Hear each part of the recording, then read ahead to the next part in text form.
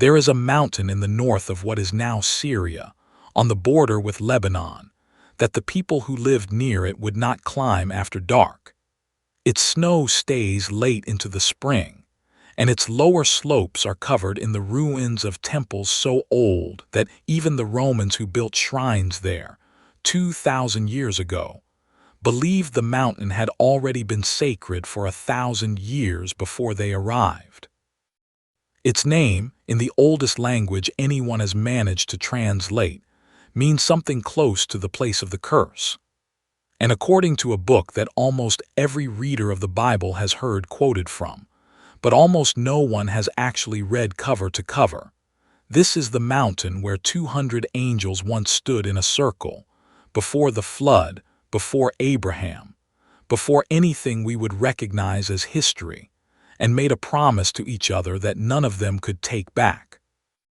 We are going to spend the next several hours finding out what that promise was, who wrote it down,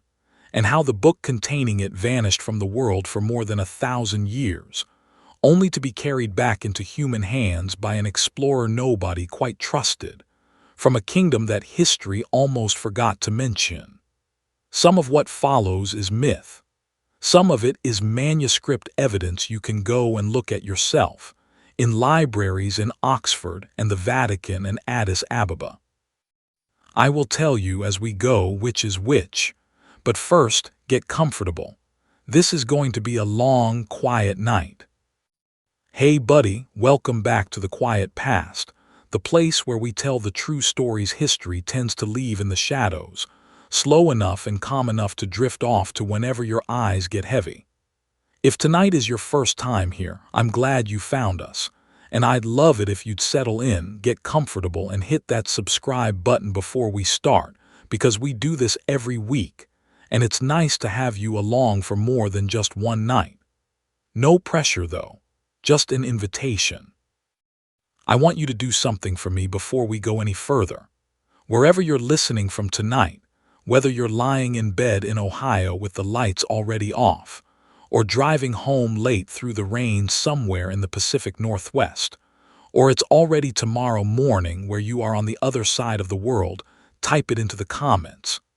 Tell me your city, or just your state or country if you'd rather keep it vague, and tell me what time it is for you right now, as these words are reaching you.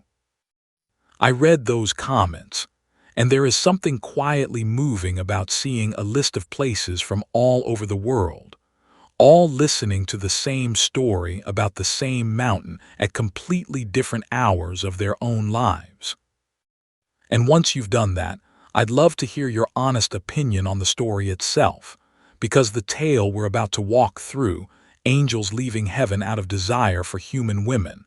and the world paying a price for it that some ancient writers believed was still being paid, is the kind of story that people either find completely absurd or find unsettling in a way that stays with them. I want to know which one you are. Tell me in the comments once we're through. Now, get yourself settled. Turn the lights down if you haven't already. Pull the blanket up. Tonight we're going all the way back, past the parts of the Bible that get preached about on Sunday mornings, into a stranger, older layer of belief that most of the Western world lost track of for over 1,000 years. We're going to talk about the Book of Enoch, what it says happened, who wrote it, why it disappeared, and how a Scottish adventurer with a reputation for exaggeration ended up being the man who brought it back. Let's go inside. A world waiting for the flood. Imagine this for a moment. It is roughly 3,000 years before the birth of Christ, or perhaps even earlier. Nobody can say for certain, because the world we are about to enter is one that exists only in memory and story, not in dated ruins we can dig up and measure. The land is the stretch of dry hill country somewhere between the Tigris and the Euphrates, the two rivers that fed the earliest cities human beings ever built. The air here in the evening smells of dust and river mud, and of the smoke from cooking fires built from dry dung and brushwood, because trees are scarce and precious in this part of the world. Sheep and goats move across land now, kept by families who have not yet built walled cities, who still measure their wealth in animals and in sons. According to the ancient genealogies preserved in the book of Genesis, and repeated with far more detail in the book we are exploring tonight, there lived in this world a man named Enoch. He was, by the reckoning of these old texts, the seventh generation after Adam, not the seventh king, not the seventh prophet, but the seventh human being in a direct line of fathers and sons, stretching back to the very beginning of the world as these ancient storytellers understood it. His own father was a man named Jared. His son, born when Enoch himself had already lived 65 years, was named Methuselah, a name that would go on to become a byword for old age itself, because later tradition would claim Methuselah lived 969 years, longer than any human being in the entire biblical record. We should pause here and be honest about what we actually know, because that honesty is going to matter for the rest of tonight's story. The book of Genesis gives Enoch exactly 5 verses. 5. In a text that spends whole chapters on genealogies, on the building of arks, on the details of covenants and sacrifices, Enoch himself gets barely more space than a footnote. And yet those 5 verses contain one of the strangest lines in the entire Hebrew Bible. Genesis says that Enoch walked with God, and then, instead of saying that Enoch died, the way it says of every other man in that long chain of fathers and sons, it says something entirely different.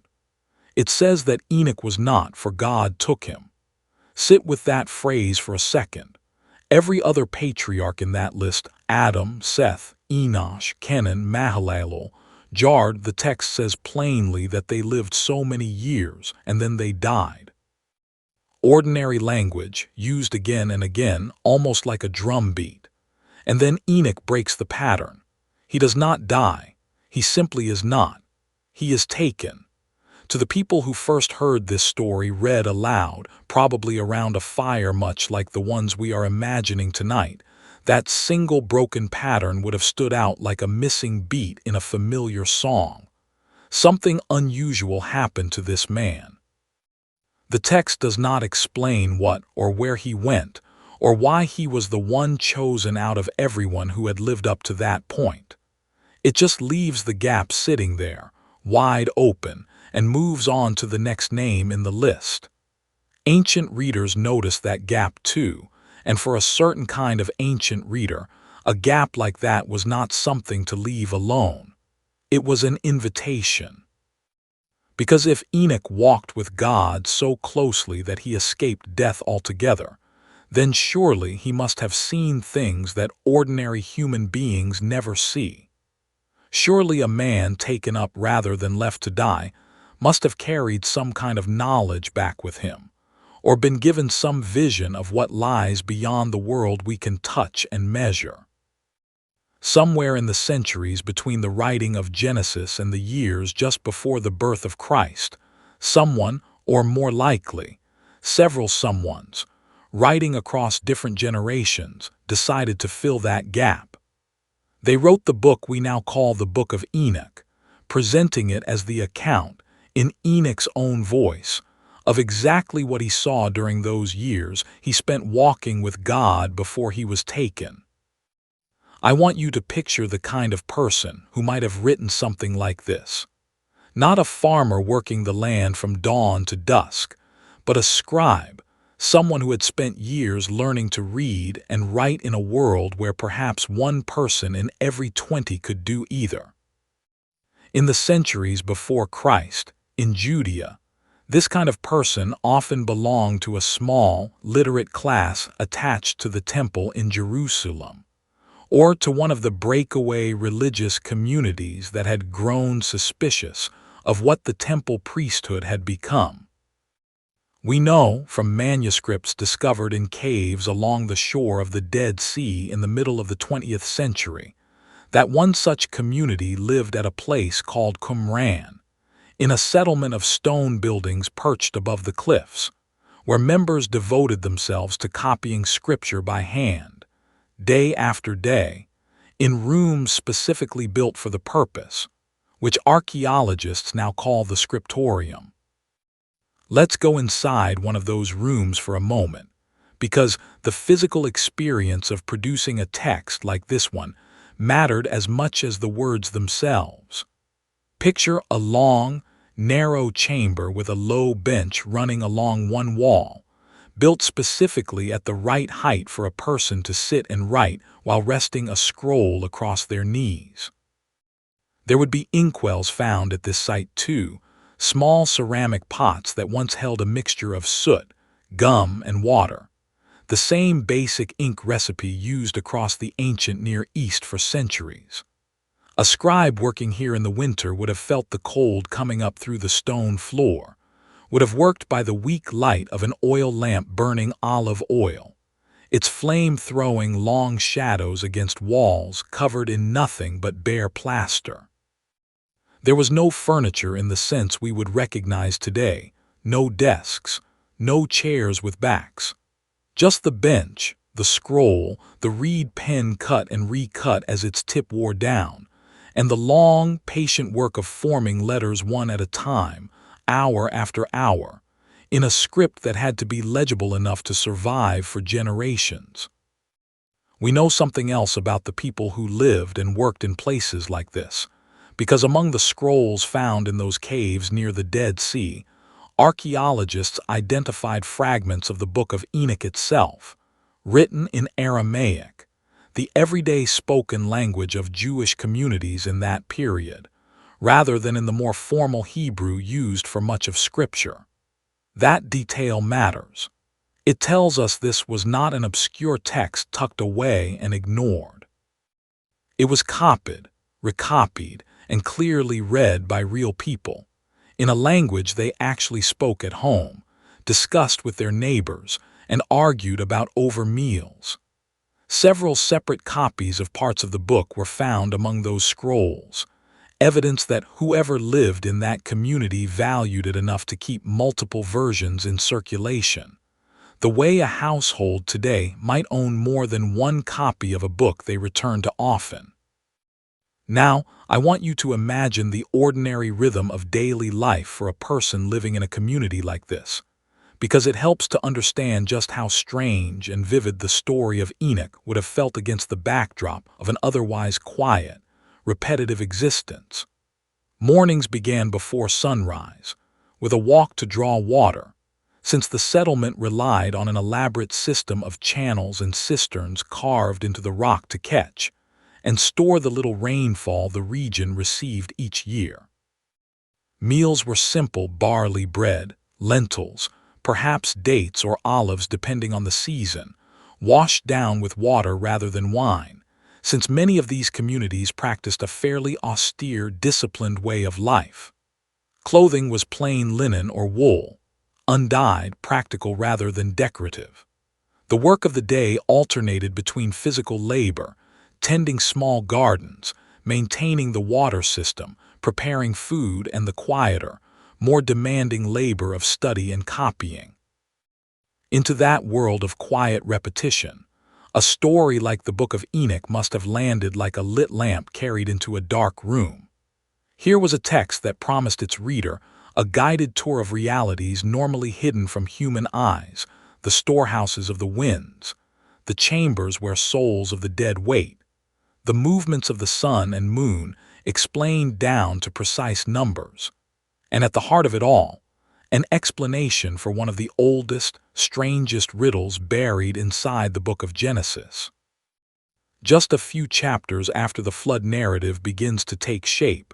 Genesis drops in a single, baffling passage.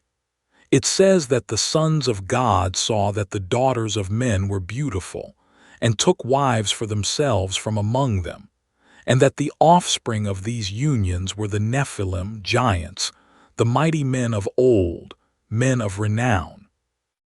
And then, just as abruptly as it appeared, the passage vanishes and Genesis moves straight on to describing how wicked humanity had become and God's decision to send the flood. 4 verses. That is all the Hebrew Bible gives us. 4 verses to describe what sounds, on the surface, like one of the strangest events in the entire text: divine beings intermarrying with human women, and giants walking the earth as a result. And then total silence. No explanation of who these sons of God actually were, why this happened, or what it had to do with the flood that follows almost immediately afterward. For a careful, curious reader in the centuries before Christ, that silence would have felt every bit as loud as the silence surrounding Enoch's own disappearance a few chapters earlier. And it is precisely this gap that the Book of Enoch was written to fill. We're going to walk through exactly what it says happened, in as much vivid detail as the text itself provides, in the chapters ahead. But before we get there, I want to spend a little more time with Enoch the man, or Enoch the character, as ancient readers imagined him, because understanding who they believed was telling this story changes how the story lands. Let's continue. The man who walked between two worlds. I want you to imagine Enoch not as a distant, legendary figure, but as a man living an ordinary human life that happened to be interrupted by something extraordinary. The text describes him as a husband and a father, someone who ate meals, raised children, and managed a household the way any man of his era would have.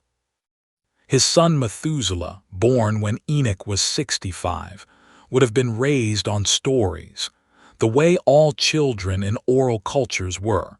learning the history of his family and his world through repetition around the evening fire rather than through anything written down. Enoch himself, according to the tradition that grew up around him, was different. He was, the old stories say, a scribe, perhaps the very first scribe in human history, the one who taught later generations the skill of writing itself, along with the study of the sun, the moon, and the changing of the seasons. Picture him for a moment on an ordinary evening, before anything strange had yet happened to him. The sky in that part of the world, far from any city lights, would have been extraordinarily dark and extraordinarily clear, the kind of sky most of us alive today have never actually seen, thick with stars from horizon to horizon, the band of the Milky Way visible as a pale river of light stretching overhead. A man like Enoch, if he was indeed as devoted to watching the sky as later tradition claims, would have spent countless nights simply sitting outside his tent or his house, watching the slow wheel of the constellations turn overhead, noting where the moon rose each night, tracking the handful of wandering stars we now know as planets. In a world without artificial light, without glass windows, without any of the barriers that separate most of us from the night sky today,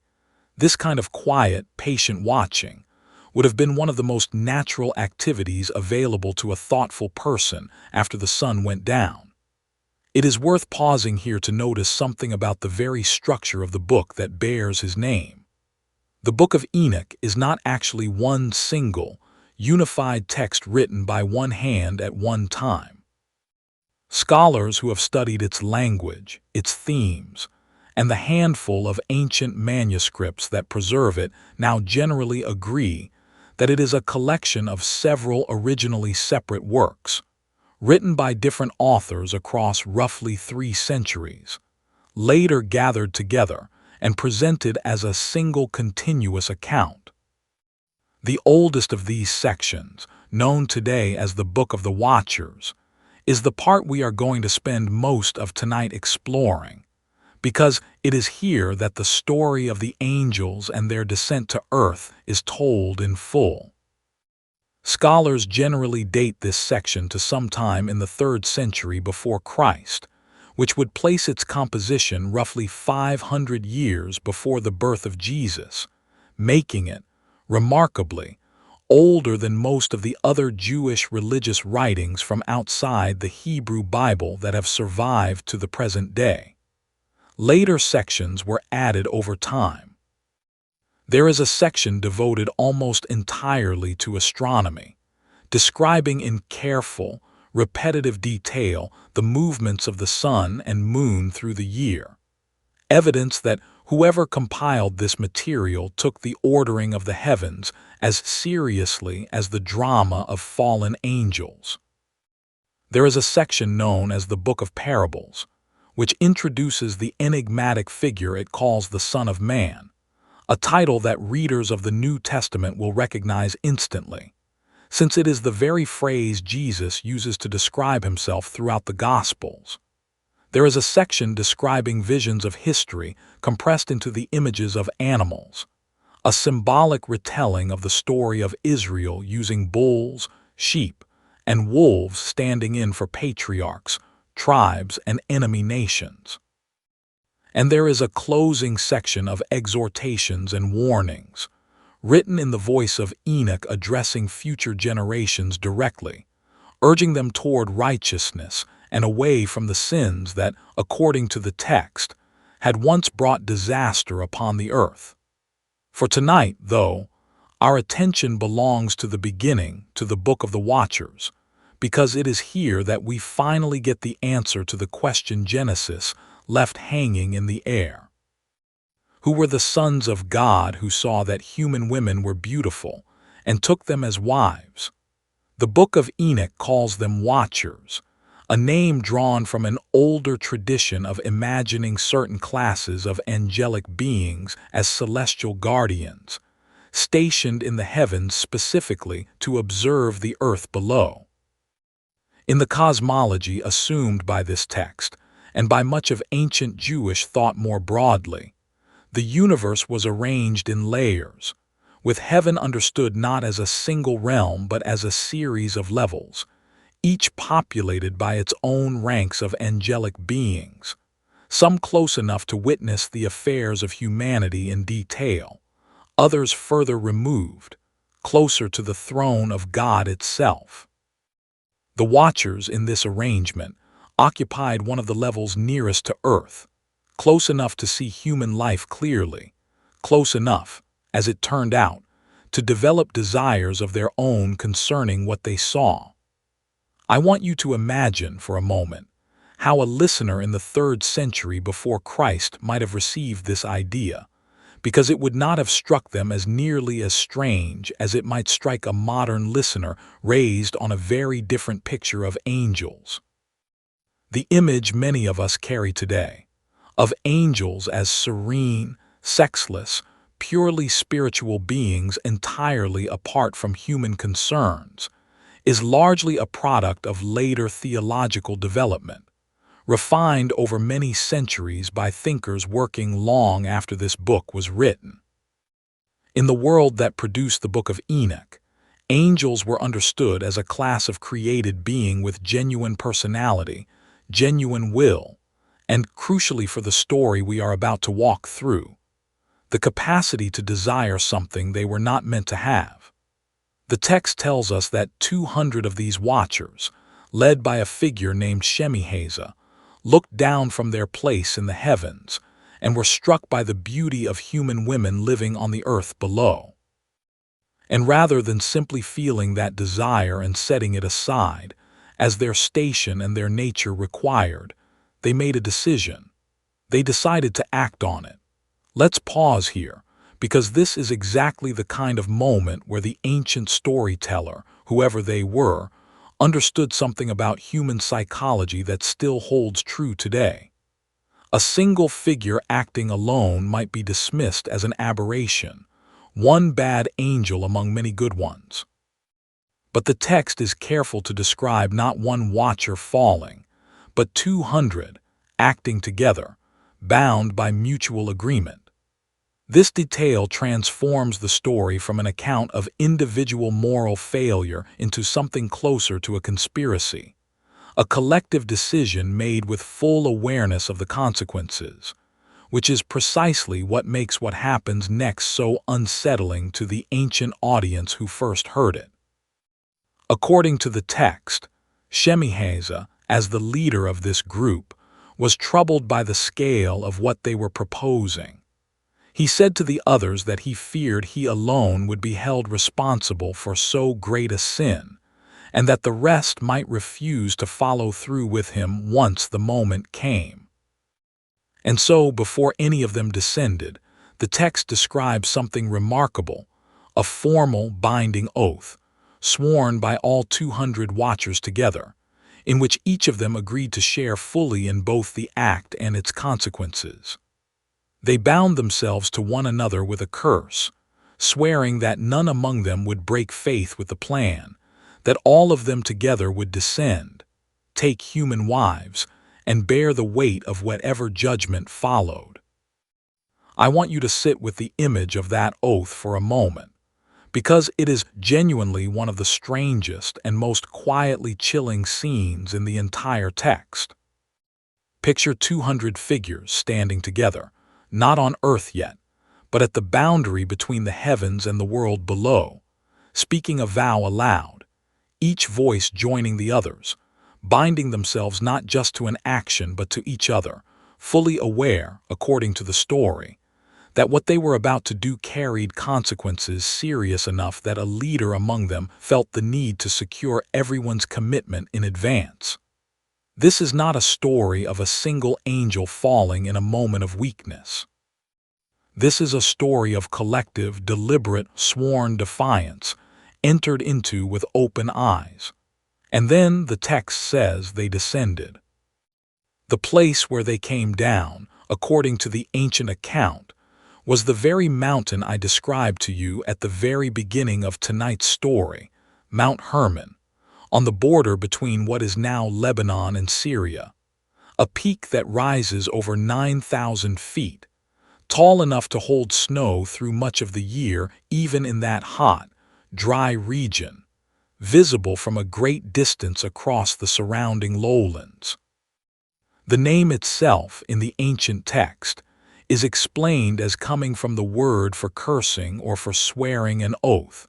because, the book tells us, this was the mountain on which the watchers swore their binding vow to one another, and cursed themselves should any of them break faith with the plan. Whether that explanation of the name reflects genuine ancient linguistic knowledge, or whether it is itself a piece of storytelling, working backward from a mountain that already carried an ominous reputation to invent a fitting origin for its name, is something scholars still debate. Either way, the effect on an ancient listener would have been the same. A real, physical, visible mountain, one that could be seen from great distances, and that already carried a reputation in the wider ancient world as a place associated with divine and cultic activity, had now been identified as the very site where the created order of heaven and earth first began to come apart. We are going to follow the watchers down that mountain in our next chapter, and see exactly what the text says happened once 200 immortal beings, bound by a shared oath, arrived among human beings for the very first time. But before we go there, I want you to imagine, just for a moment, what it might have felt like to live in the villages and hillsides below that mountain, in the world this story imagines, going about the ordinary business of tending flocks, grinding grain, raising children, with absolutely no knowledge that something had just crossed over from the world above into the world below, and that nothing about daily life on that mountain, or anywhere near it, was ever going to be quite the same again. Let's go inside that moment now. What the text says happened next. Let's go inside that world for a moment, the world of the hill villages beneath Mount Hermon, in the age the Book of Enoch imagines, long before cities, before written law, before most of what we would recognize as civilization had taken shape. A household here would have consisted of a handful of low structures built from field stone and mud brick, roofed with branches and packed earth, clustered together for safety and companionship rather than scattered across the land. Families slept close together, often in a single room, warmed in the colder months by the same fire used for cooking, the smoke finding its way out through a gap left in the roof rather than through any proper chimney. Meals were built around whatever the land provided that season: bread from ground barley or wheat, baked flat on heated stones, supplemented with lentils, onions, and whatever cheese could be made from goat's milk, since goats survived far better than cattle on the thin, rocky soil of hill country like this. Life for the women in these villages, the ones the text describes as catching the attention of the watchers, would have followed its own steady rhythm, largely separate from the work of the men, though no less demanding. Mornings began early, grinding grain by hand between two flat stones, a task that could take an hour or more just to produce enough flour for a single day's bread. Water had to be carried, often from some distance, in clay jars balanced against the hip or the shoulder. Wool had to be spun into thread using a simple hand spindle, then woven, dyed if the household could afford it, and sewn into the plain tunics that made up most people's entire wardrobe. There was very little privacy in a world like this, very little that happened within a household that the rest of the small community did not eventually come to know. Now, the Book of Enoch tells us, into this steady, unremarkable rhythm of daily survival, 200 beings who had never before walked among human beings arrived, having crossed over from a station in the heavens where they had watched humanity from a distance for as long as anyone could remember. The text does not linger on the physical mechanics of their arrival. It does not describe wings, or light, or any of the visual spectacle that later religious art would eventually attach to angelic beings. What it describes instead is far more unsettling in its simplicity. It says that they took wives for themselves, each choosing a woman, and that they began to live among human beings as husbands, teaching them what they knew. I want you to imagine, for a moment, the sheer disorientation such an arrival would have caused in a small, close-knit community that had never encountered anything outside the narrow, familiar boundaries of its own experience. These were not strangers arriving from some neighboring village, whose customs, however different, would have still been recognizably human. According to the account, these were beings possessed of knowledge and abilities entirely outside human experience. Beings who had, until this moment, existed only as invisible observers of the world, watching from a vantage point human beings could not reach and had perhaps never fully imagined. And now, suddenly, they were present, taking part in the most intimate and ordinary aspects of human life, marrying, fathering children, and according to the text, beginning to teach. This is where the story takes a turn that many modern readers, encountering it for the first time, find genuinely surprising, because the danger the text describes is not simply about forbidden desire or broken cosmic order in the abstract. It is about knowledge.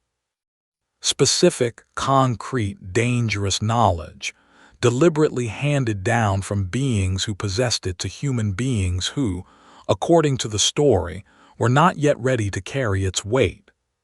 The text names several of the watchers individually and tells us plainly what each one taught. A watcher named Azazel, who emerges as one of the most significant figures in the entire account, is described as teaching men the making of swords, knives, shields, and breastplates. The entire craft of metalworking turned toward warfare, technology that, before this moment, according to the story, human beings simply did not possess.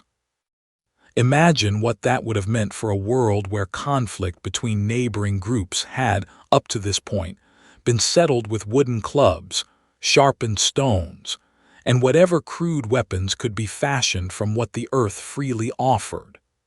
Azazel, in this account, is the one who hands humanity the tools of organized violence on a scale it had never known. But his teaching does not stop there. The text says he also taught the women the art of adornment, how to beautify their eyelids with cosmetics made from crushed minerals, how to work precious stones and gold into ornaments, how to dye fabric in brilliant colors that had never before existed in the muted, practical wardrobe of ordinary village life. On the surface, this might sound almost gentle compared to the teaching of weapons of war, but the text treats it with equal seriousness, framing it as part of the same corruption. A world of vanity and desire opening up alongside a world of violence, both emerging from the same broken boundary between the human and the divine. Other watchers, the text tells us, taught other things. One named Barakel taught the observation of the stars for the purpose of divination, reading omens in the movement of the heavens to predict the future. Another, Kakabel, taught the knowledge of the constellations themselves. Another taught the cutting of roots and the properties of plants, the beginnings of what we might call medicine or herbalism, but bent here towards secret and forbidden purposes rather than healing offered openly. Another, named Penamu, is described as teaching human beings the art of writing itself, with ink and paper,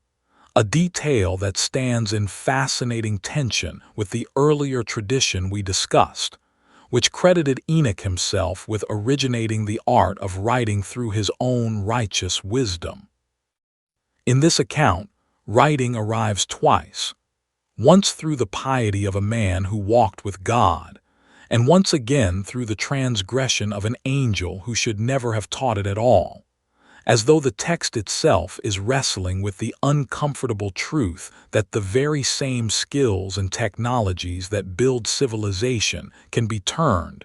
just as easily toward its ruin. I want you to pause here and consider what this list actually represents, because I think it tells us something important about the anxieties of the people who first wrote and read this text. This is not a story primarily about lust, though the marriages between angels and human women are certainly part of it. It is, at its heart, a story about the danger of knowledge arriving too quickly, without the wisdom or the moral maturity needed to carry it responsibly. Weapons of war, cosmetics and luxury, divination and the manipulation of fate. These are, each of them, technologies of power, the power to kill more efficiently, the power to seduce and manipulate through appearance, the power to claim knowledge of the future and therefore influence over it. And the text is telling us, quite deliberately, that human civilization as its ancient audience actually knew it, with its wars, its vanity, its magic and fortune-telling, did not emerge naturally or innocently. It was handed down, all at once, by beings who had no business handing it down, and humanity has been living with the consequences ever since. Let's slow down here for a moment and imagine the texture of daily life in the years the story imagines following this transformation. A village that had once measured danger by wild animals and bad harvests now had to reckon with neighboring groups armed with iron blades and shields, weapons capable of inflicting wounds that crude wooden clubs never could. Women who had once spun and wove in plain, undyed wool now might find themselves, or their daughters, drawn toward ornamentation and beauty in ways that created new forms of social pressure and rivalry that had not existed before. Elders who had once relied on long experience and careful observation of the seasons now found their authority challenged by younger voices claiming to read the future in the stars, or in the roots and herbs gathered from the hillsides. The text presents all of this not as gradual cultural development, the slow accumulation of human ingenuity across many generations, which is how we understand the rise of these same technologies today, but as a sudden rupture, a flood of knowledge poured into the world all at once, faster than human wisdom could learn to manage it responsibly. And there is one more consequence of the Watcher's arrival, perhaps the most consequential of all, which we will spend our next chapter exploring in full. The unions between these angelic beings and human women, the text tells us, did not produce ordinary children. They produced something else entirely, beings of enormous size and enormous appetite, whom the ancient world remembered by a name that still echoes faintly in our own language today: giants. Let's continue,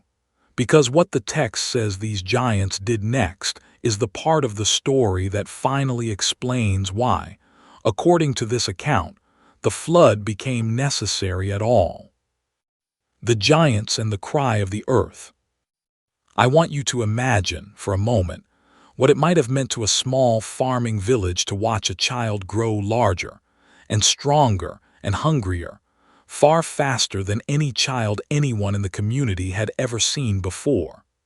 Not gradually, over the ordinary span of childhood, but rapidly, in a way that unsettled everyone who witnessed it. This is how the Book of Enoch describes the offspring born from the unions between the Watchers and human women. It calls them, at various points, giants, and it tells us that their size was matched only by their appetite, an appetite that quickly outgrew whatever the land around them could reasonably provide. The text says that these beings began by consuming everything human labor produced: the grain stored in the barns after harvest, the fruit gathered from orchards tended over years. The herds of sheep and goats a family might have spent a generation building up, animal by animal, through careful breeding and patient care.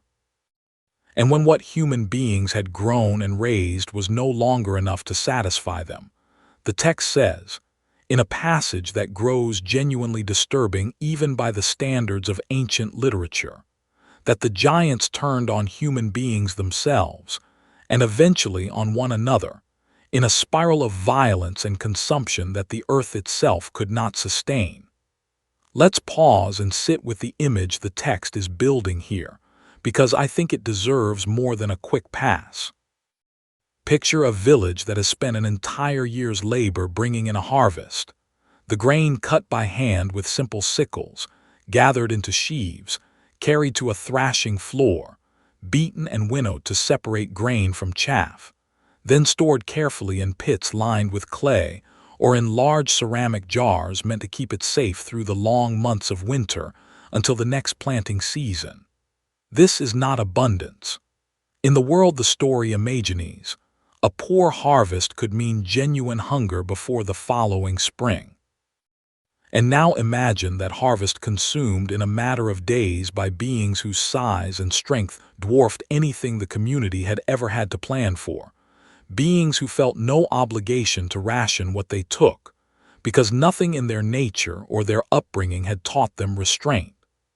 The text describes the response of the ordinary human population in stark, simple terms. It says that mankind, unable to sustain the giants and unable to defend itself against them, began to cry out. And this cry, the text tells us, did not go unheard. It rose, in the cosmology this book assumes, all the way up through the layers of heaven, reaching the ears of angels who had remained faithful to their original station, watchers in the truest and most proper sense of the word, who had never descended, never broken their vows, never taken human wives or handed down forbidden knowledge. 4 of these faithful angels are named specifically in the text: Michael, Gabriel, Raphael, and Uriel, names that will be immediately familiar to anyone who has spent time around later Jewish or Christian tradition, since 3 of these 4 go on to become some of the most prominent angelic figures in the entire biblical and post-biblical imagination. Here, in this much older text, we get to see something close to their earliest appearance in surviving Jewish literature, already established as high-ranking, trusted messengers, the ones who look down from heaven, witness the suffering unfolding on earth, and bring word of it directly to God. The text describes these 4 angels approaching God with a report, almost like officials bringing news of a crisis to a ruler who has not yet been fully informed of its scale. They describe the bloodshed the giants have caused, the corruption spreading among humanity as people learn forbidden arts from the fallen watchers, and the desperate cries of human beings who have nowhere left to turn. And in response, the text tells us, God begins issuing a series of judgments, one angel assigned to each part of the unfolding catastrophe, each given a specific task suited to the specific problem they must address. Raphael is instructed to bind the watcher Azazel, the one who taught weapons and adornment, and to cast him into darkness in a desert place, sealing him beneath sharp, jagged rocks, where he will remain until a final day of judgment still to come. The text goes further than simple imprisonment, describing this as an act meant to cover Azazel's sin so that the earth itself, corrupted by the violence his teaching unleashed, might eventually be healed. There is something almost medical in the language here, as though the world itself has been wounded and requires treatment, not merely punishment of the guilty. Gabriel is given a different task, one that returns us to the giants themselves. He is instructed to go among these violent offspring of the Watchers and to turn them against each other, provoking them into a war of mutual destruction, so that they perish by their own hands rather than by some external force. Michael is given the task of binding Shemiheza, the leader of the 200 Watchers, along with all those who conspired with him, for 70 generations, imprisoning them beneath the earth until the appointed day of final judgment arrives. And it is here, in this section of the text, that we get one of the most striking claims in the entire work, that on that final day, the bound watchers will be led away to the abyss of fire, to torment, and to imprisonment forever, language strikingly close to later Jewish and Christian descriptions of eternal punishment for the wicked, appearing here in a text written centuries before those later traditions crystallized into their more familiar forms. I want you to imagine for a moment the strange and unsettling picture of divine order this section paints. We are used to thinking of angels, when we think of them at all, as instruments of comfort, messengers announcing good news,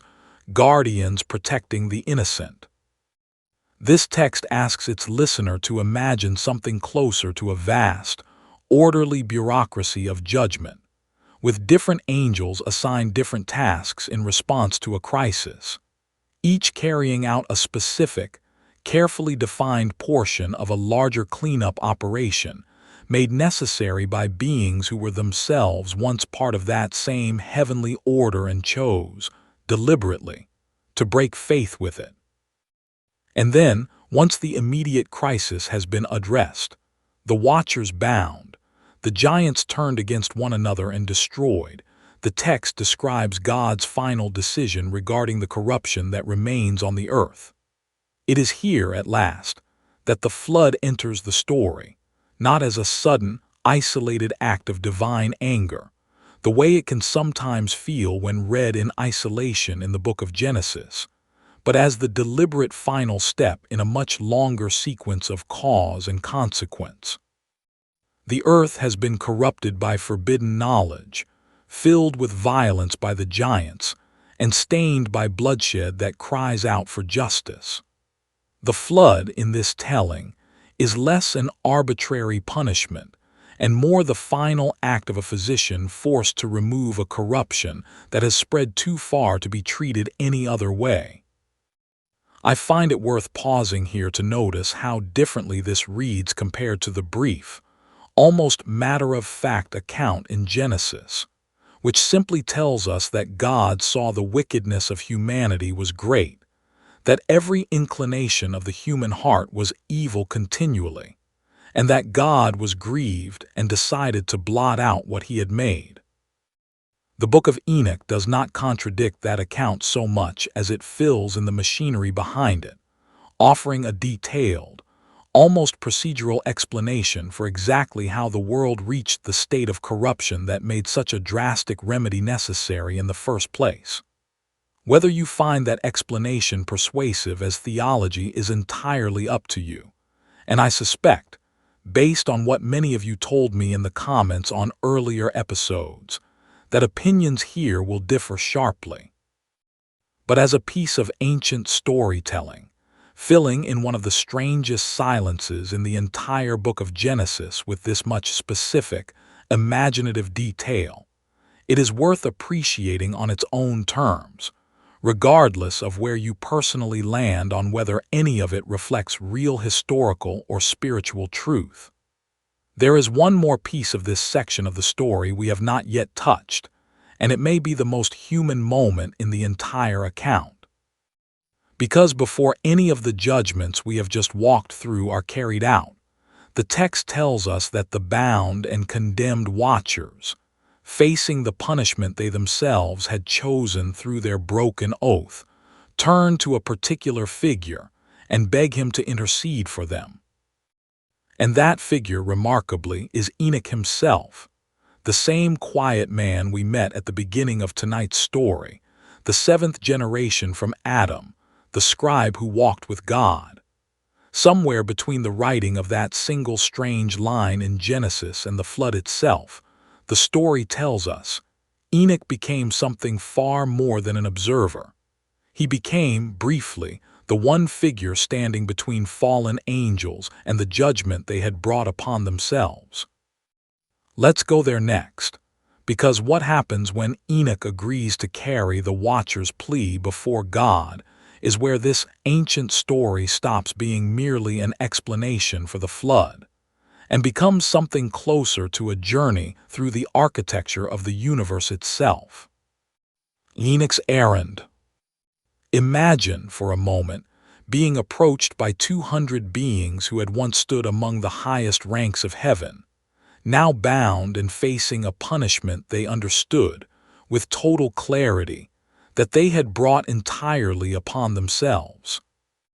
The text tells us that the fallen watchers, aware of the judgment closing in around them, turned to Enoch and asked him to write out a petition on their behalf,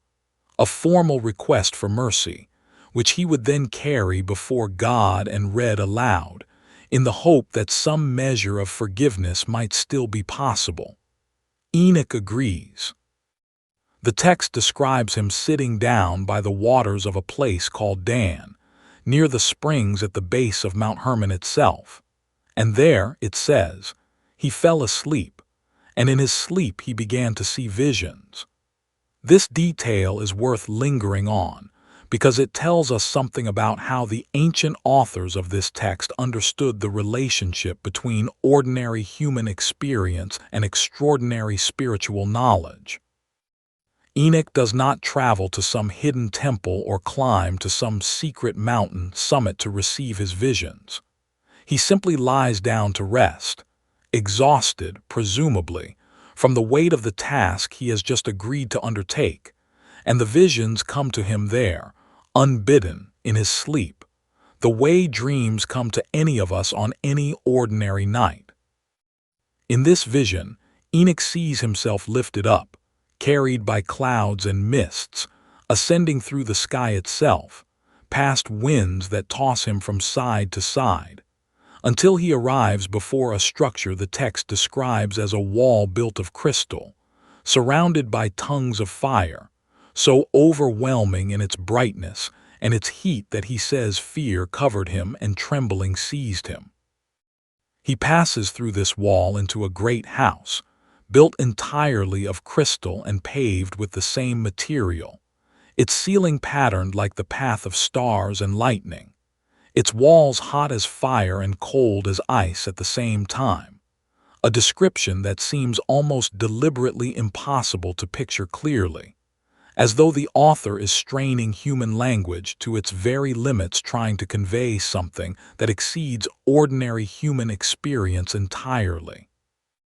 And within this first house, Enoch sees a second house, even larger and more overwhelming than the first, its walls tongues of fire, its floor fire, its ceiling flashing with lightning, and its stars circling above it. And within that second house sits a great throne, and upon it, the text says, sat one whose garment shone brighter than the sun and was whiter than any snow,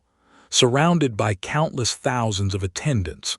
so overwhelming a presence that not even the highest angels, the text tells us, could draw near without permission.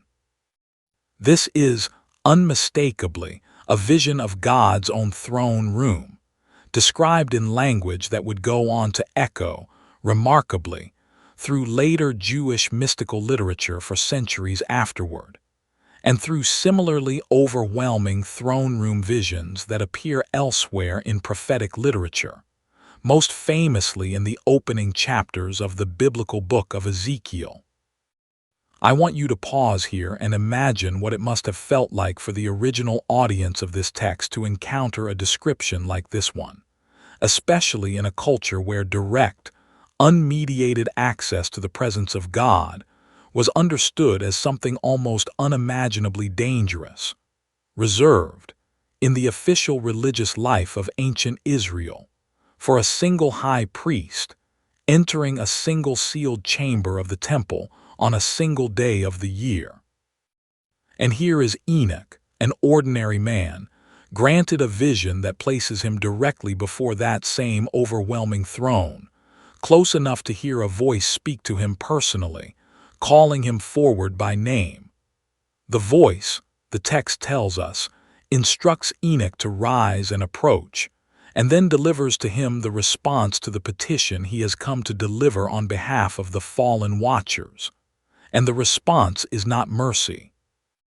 God tells Enoch plainly that the watchers had been created as spiritual beings,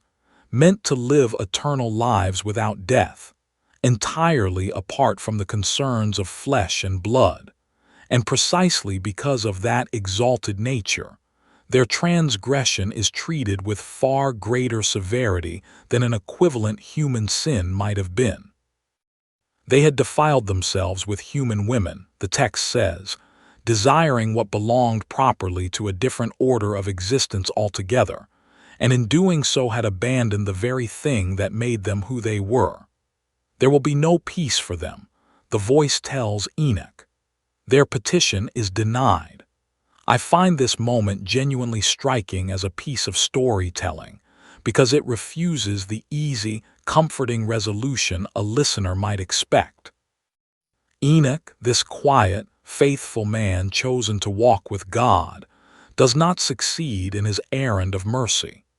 He is sent back down to deliver bad news to beings who had placed what remained of their hope in him. And there is something quietly devastating in imagining that return journey, Enoch descending from a vision of overwhelming divine glory, carrying nothing but a refusal, back to the same beings who had once ranked among the most powerful and trusted in all of heaven, now facing an eternity of imprisonment with no possibility of appeal. But this failed errand of mercy does not end Enoch's relationship with the heavens. If anything, it deepens it. Because having once been granted access to that overwhelming throne room, Enoch becomes, for the remainder of the text, a kind of permanent traveler between worlds, taken on an extended series of journeys that carry him not just up into the presence of God, but outward, across the entire architecture of the created universe, shown things that no other human being in this tradition is ever described as seeing directly. Let's go inside those journeys now, because what the text describes Enoch witnessing across these travels, the storehouses of winds and stars, the mountain where souls of the dead wait for judgment, the tree from which humanity was expelled in the garden, and the very structure of the sun and moon's movement through the sky, represents some of the most imaginative and, in places, genuinely strange writing to survive from the ancient world. The architecture of the unseen world. I want you to imagine, for a moment, what it would mean to a person living in the ancient world, someone whose entire physical experience of the earth was bounded by the hills they could see from their own rooftop, who had perhaps never traveled more than a few days' walk from the place they were born, to be told a story in which a human being had been carried to the very edges of the earth and shown what lay there. In a world without maps in any modern sense, without any way to verify what existed beyond the horizon, except through the second-hand reports of traders and travelers, a text describing a direct eyewitness tour of the ends of the earth would have carried a kind of imaginative power that is genuinely difficult for us to recapture today, living as we do in a world already fully mapped, photographed, and measured from orbit. The text describes angels taking Enoch first to the west, where he sees a great river and mountains of darkness, and beyond them, a place he describes as a chaos, a horrible place with nothing in it, no firmament above and no earth to walk on, simply empty desolation. He is told that this is a prison, prepared for the stars and the powers of heaven who transgress the commandment of God before their appointed time, a chilling image of cosmic order maintained through the threat of a very specific kind of punishment, reserved not just for angels who defy their nature, as we saw with the Watchers, but even for stars themselves, imagined here as living beings capable of disobedience, bound to their courses the way a soldier is bound to an order, and punished when they stray from their assigned path. From there, the angels carry him onward to a mountain range unlike anything found on ordinary maps, 7 mountains of precious stones, each one different from the others, one of pearl and jacinth, one of a hard, dark stone. Among these mountains stands a 7th, higher than all the rest, resembling the seat of a throne, surrounded by fragrant trees, and among them one tree whose fragrance the text says surpasses all other fragrance,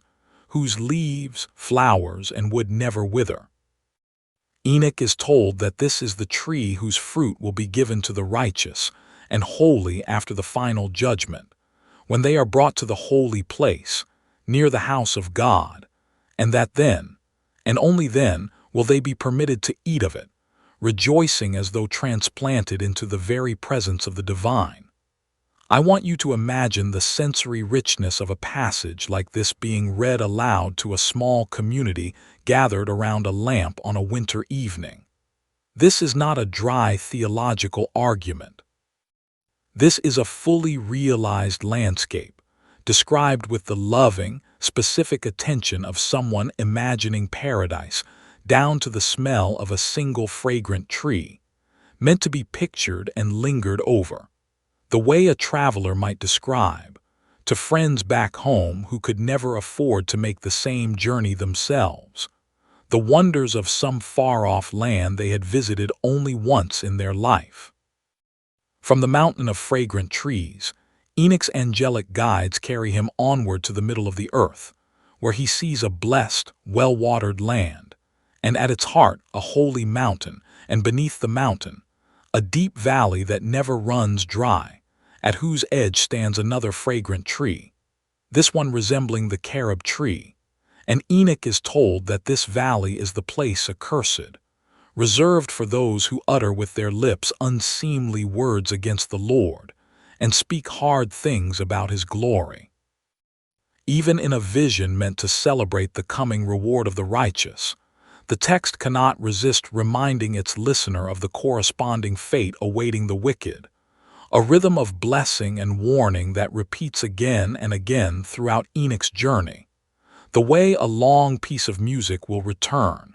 again and again, to the same theme, each time with slightly different shading. Perhaps the most striking of all these visions, though, is the one that follows soon after, when Enoch is carried to a great mountain in the west, and shown within it 4 hollow places, deep and wide and very smooth, dark on one side and bright with a spring of water on another. Here, he is told, the spirits of the souls of the dead are gathered, kept separate according to how they lived their lives, until the day of their judgment finally arrives. One hollow, bright and containing a spring of clear water, is reserved for the spirits of the righteous. Another is set apart, in the text's own careful language, for sinners who died without having received punishment for their sins during their lifetime, spirits who wait there in pain and darkness until the day of judgment. A third is reserved specifically for those who suffered violent injustice while alive, who cry out in their affliction, waiting for the day their case will finally be heard. And a fourth is set apart for those who, though sinful, will not be punished on the day of judgment, because their case has already been settled in some other way. I want you to pause and consider what a passage like this represents, because it is, remarkably, one of the earliest surviving Jewish texts to describe anything resembling a structured, differentiated afterlife, in which the dead are held not in some single, undifferentiated shadowy underworld, the way the older Hebrew tradition of Sheol had generally imagined it, but in distinct compartments, sorted by the moral character of the life each person had lived, waiting for a final reckoning still to come. Ideas that would go on to become deeply influential in later Jewish and Christian thought about heaven, hell, and the final judgment. Ideas many of us today might assume originated much later, in the writings of the New Testament or in later theological development appear here, worked out in careful, imaginative detail, in a text written centuries before Christ was born. From this mountain of waiting souls, Enoch's guides carry him still further, to the ends of the earth itself, where he sees the great pillars believed to hold up the sky, the storehouses of the winds, described almost like great treasuries, from which the winds are drawn out to blow across the earth, some bringing rain and dew, others bringing drought and destruction, each one under careful, deliberate management rather than simply arising by chance. He sees the gates through which the sun rises and sets, 12 gates in total, 6 in the east and 6 in the west, each one used in its proper season, the sun passing through a different gate depending on the time of year, a system the text describes with an almost obsessive attention to number and order, as though the author is determined to demonstrate that even something as seemingly wild and unpredictable as the weather, or as the changing length of days across the seasons, is in fact governed by a precise, calculable, entirely orderly system, hidden from ordinary human sight but fully visible to anyone granted the privilege of seeing behind the curtain, the way Enoch has been. This obsession with precise, orderly calculation becomes the entire focus of a separate section of the book, often called the astronomical book, which many scholars believe may actually be the oldest portion of the entire text, possibly even older than the story of the Watchers itself. Here, the voice of the text walks through, in painstaking, repetitive detail, the exact movement of the sun and moon through the sky across a full year, describing a calendar of 364 days, divided into 12 months, arranged so that religious festivals would fall on the same day of the week every single year, a system quite different from the lunar calendar that later became standard in Jewish religious practice, and one that scholars believe may reflect a genuine, serious dispute in the ancient world over how the calendar itself ought to be calculated, and who had the authority to calculate it. I want you to imagine, for a moment, just how much this would have mattered to the actual daily lives of the people reading this text, because a disagreement over the calendar was never simply an abstract, academic dispute in the ancient world. It determined the exact day on which festivals were celebrated, the timing of the agricultural cycle around which the entire economy revolved, and the rhythm of religious observance that structured the week, the month, and the year for every family in the community. A text that claimed to preserve the true, divinely revealed calendar, learned by Enoch himself directly from an angel named Uriel, who is described as having been appointed specifically to oversee the movements of the sun and moon, carried enormous weight for any community that accepted its authority. This may help explain, in part, why the community at Qumran, who we know from other surviving texts, followed a solar calendar quite similar to the one described here, valued this book enough to copy it again and again, keeping multiple versions in circulation within their small settlement. By the time Enoch's journey through the architecture of the unseen world finally comes to its close, he has seen, according to the text, nearly everything there is to see: the prison of the fallen stars, the mountain of fragrant trees awaiting the righteous, the valley cursed for blasphemers, the 4 hollow chambers holding the spirits of the dead, the storehouses of wind and rain, and the precise, orderly gates through which the sun and moon complete their yearly circuit. He returns from these visions changed, the text implies, carrying with him not just the memory of what he witnessed, but a mandate, a responsibility to write everything down and to pass this knowledge on to his children and to the generations that would follow him, so that when the flood came, as the text has already told us it must, some record of the true order of the world and the true reason for its coming judgment would survive to be read by those who came after. Let's slow down here, because Enoch's own personal story is drawing toward its close, and what happens next takes us out of the realm of vision entirely and back into the physical, everyday world we began with tonight. A world about to be reshaped by water on a scale no living memory could have prepared it for. The waters rising. Imagine this for a moment. You are living in one of those small hillside villages we described earlier, generations after Enoch himself has already been taken up and is gone from the world, generations after the giants have destroyed each other in the wars the angel Gabriel is said to have provoked among them, generations after the fallen watchers have already been bound beneath the earth to await their final judgment. Life, on the surface, has returned to something resembling normal. The immediate chaos of that first terrible age has passed, but the corruption that entered the world through the Watcher's teaching, the text tells us, never fully left it. Violence, born from Azazel's gift of the sword, still spreads from village to village. Vanity and rivalry, born from the arts of adornment taught to human women, still divide households and communities. Divination and false knowledge, born from the secrets of the stars and the roots of plants, still lead people away from the simple, righteous path that Enoch himself, in the older tradition, had once walked so faithfully. Into this world, the text tells us, one man remains righteous.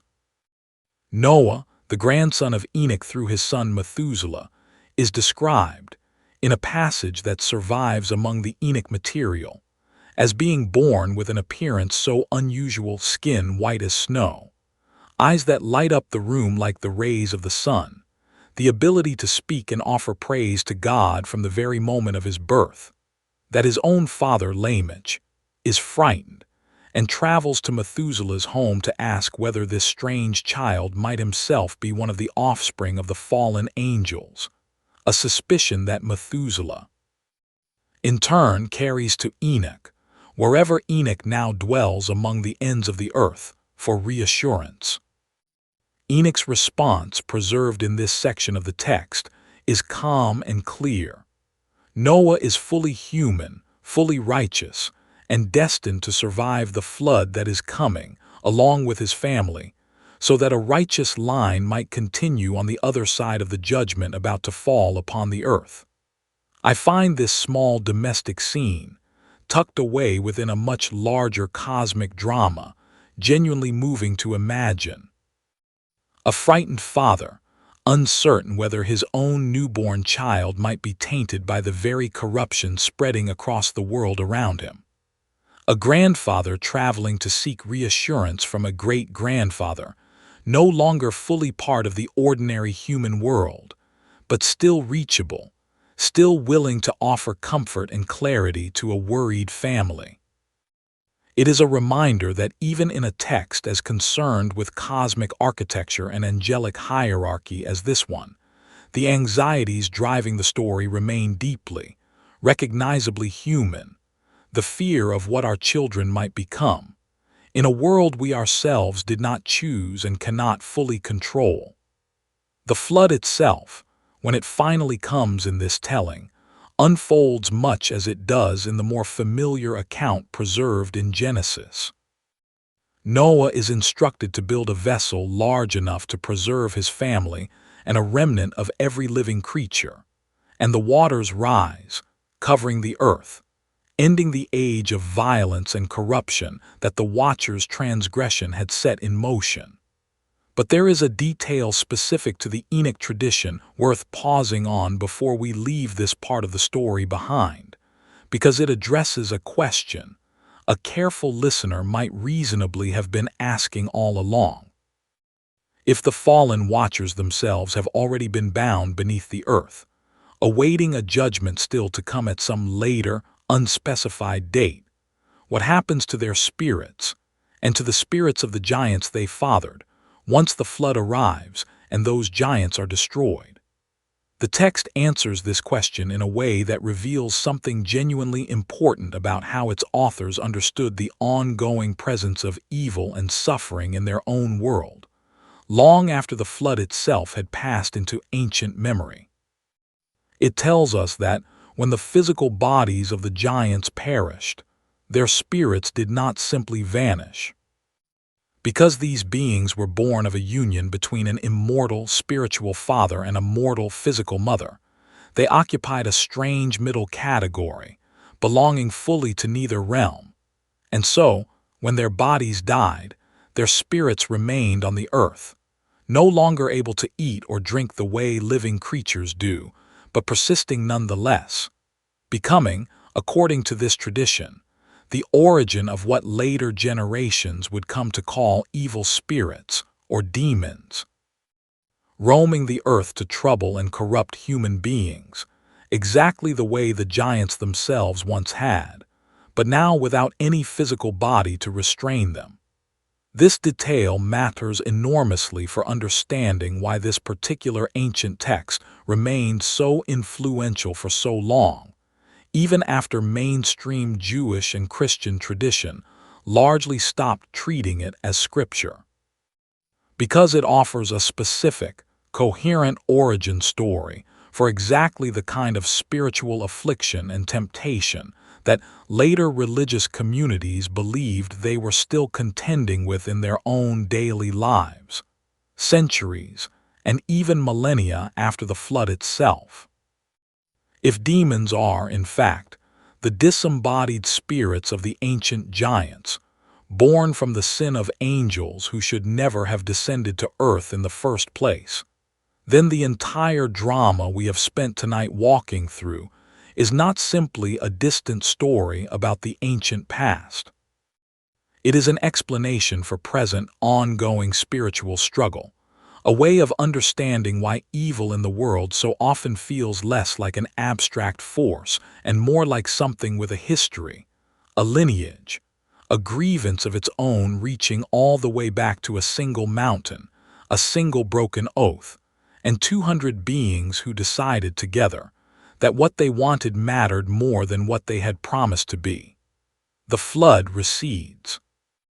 Noah and his family step out onto dry ground, exactly as they do in the more familiar version of this story most of us grew up hearing. And with that, the immediate narrative drama the Book of Enoch has been building toward since its opening pages comes to its resolution. The corrupted world has been washed clean.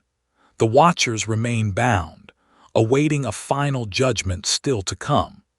Noah's righteous line continues, carrying forward into the world that follows.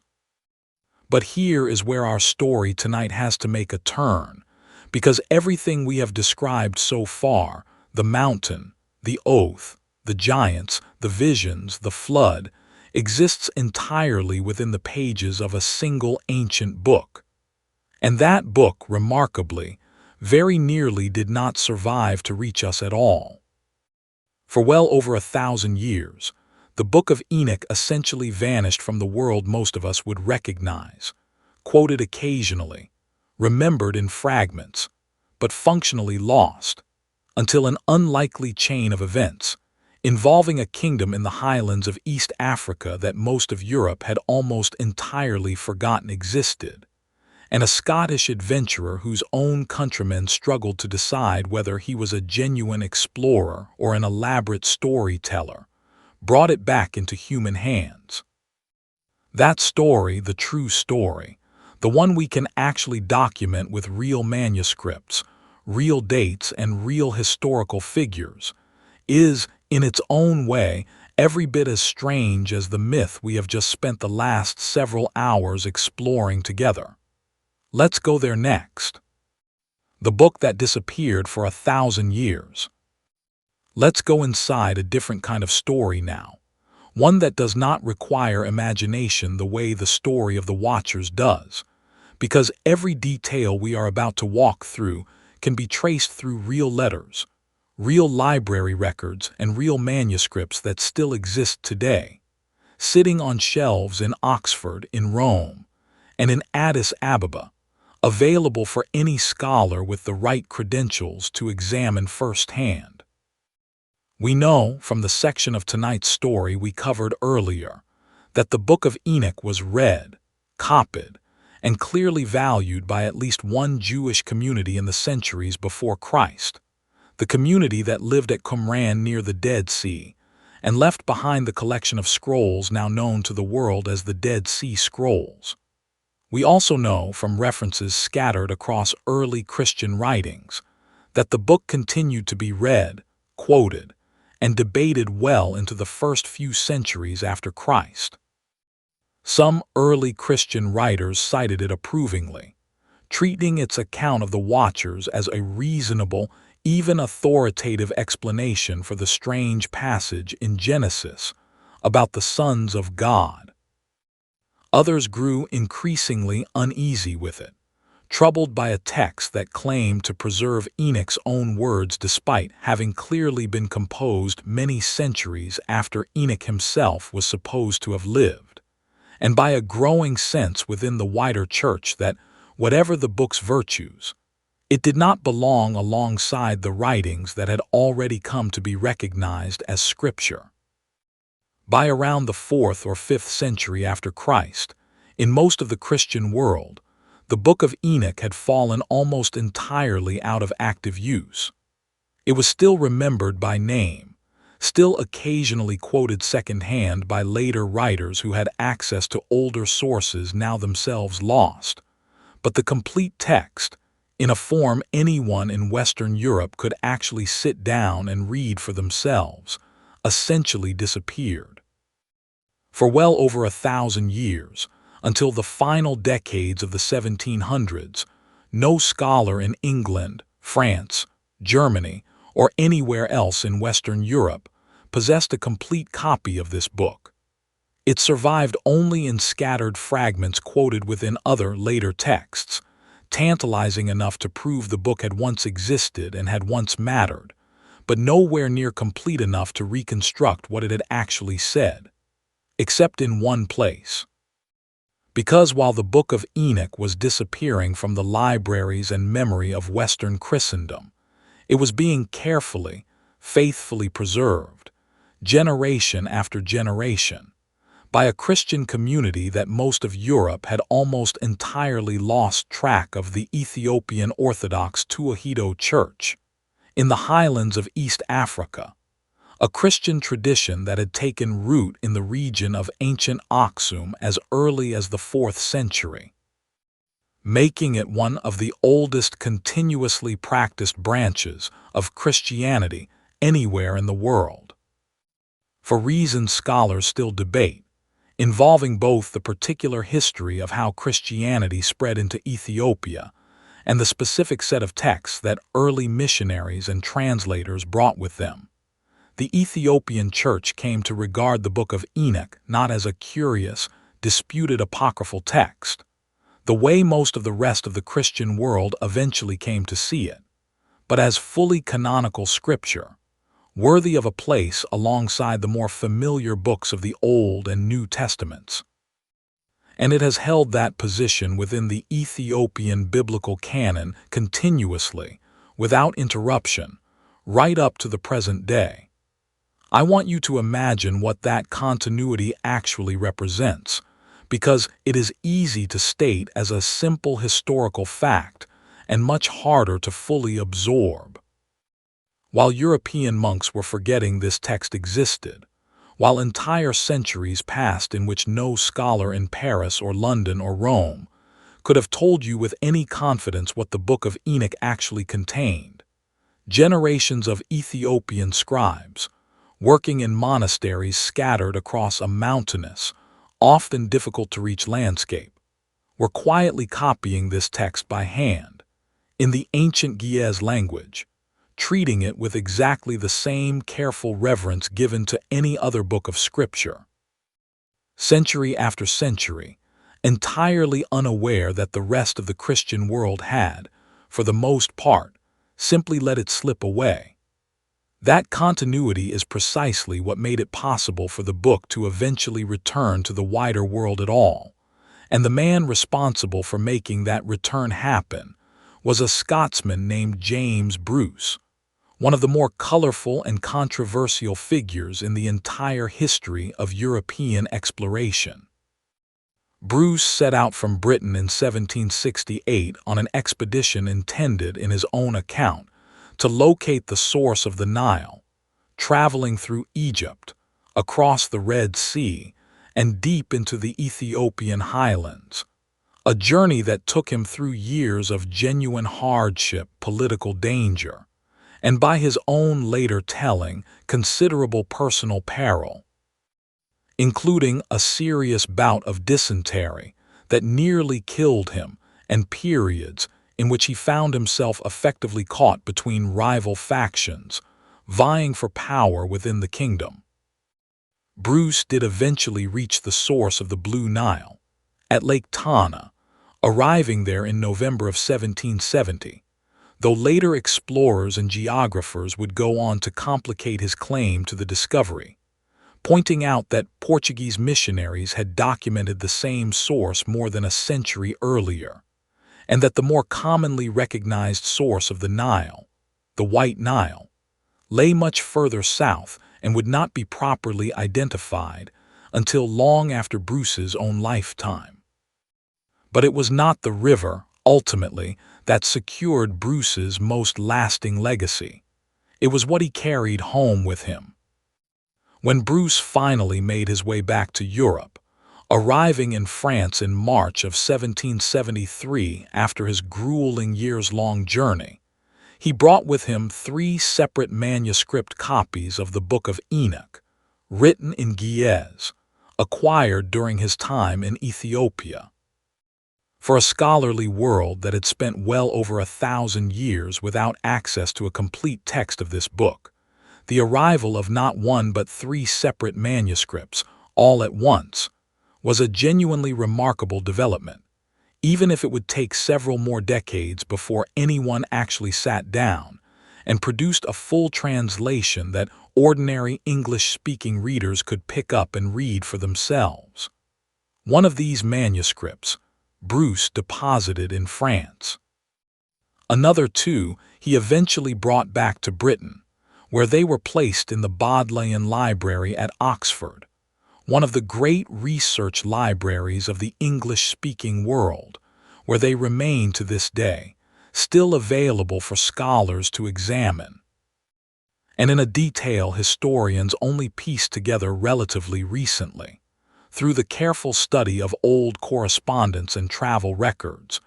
Bruce appears to have also presented a further Ethiopic manuscript containing the Book of Enoch as a gift to Pope Clement XIV during a visit to Rome in the winter of 1773.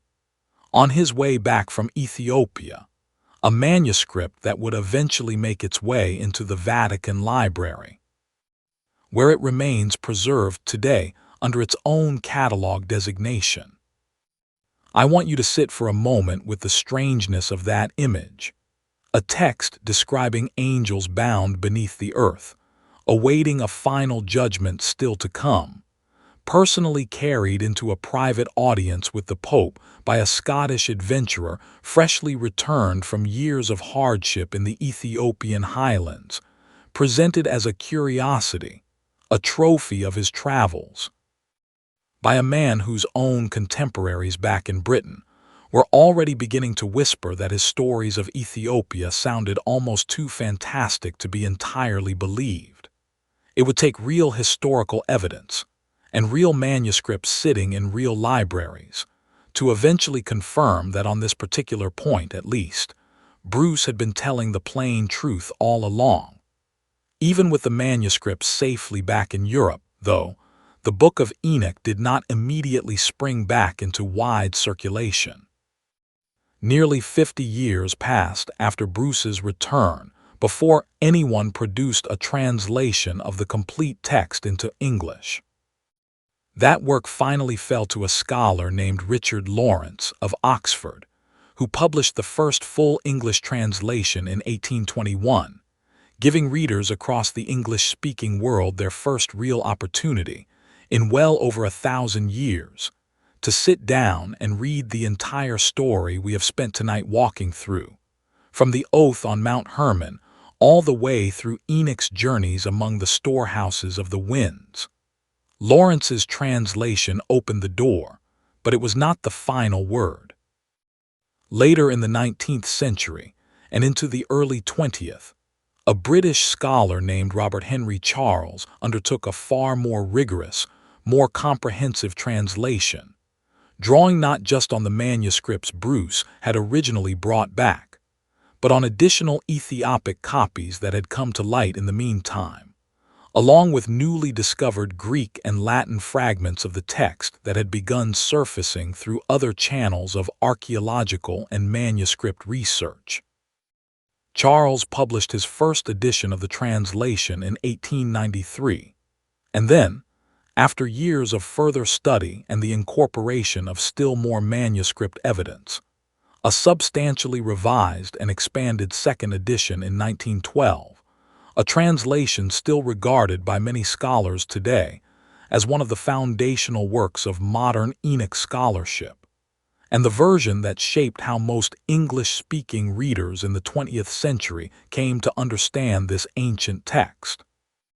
And then, in the middle of the 20th century, came the discovery that finally, definitively settled a question scholars had been debating for well over a century. Ever since Lawrence and Charles had made the text available in English, some scholars had questioned just how old the book truly was, and how faithfully the surviving Ethiopic manuscripts,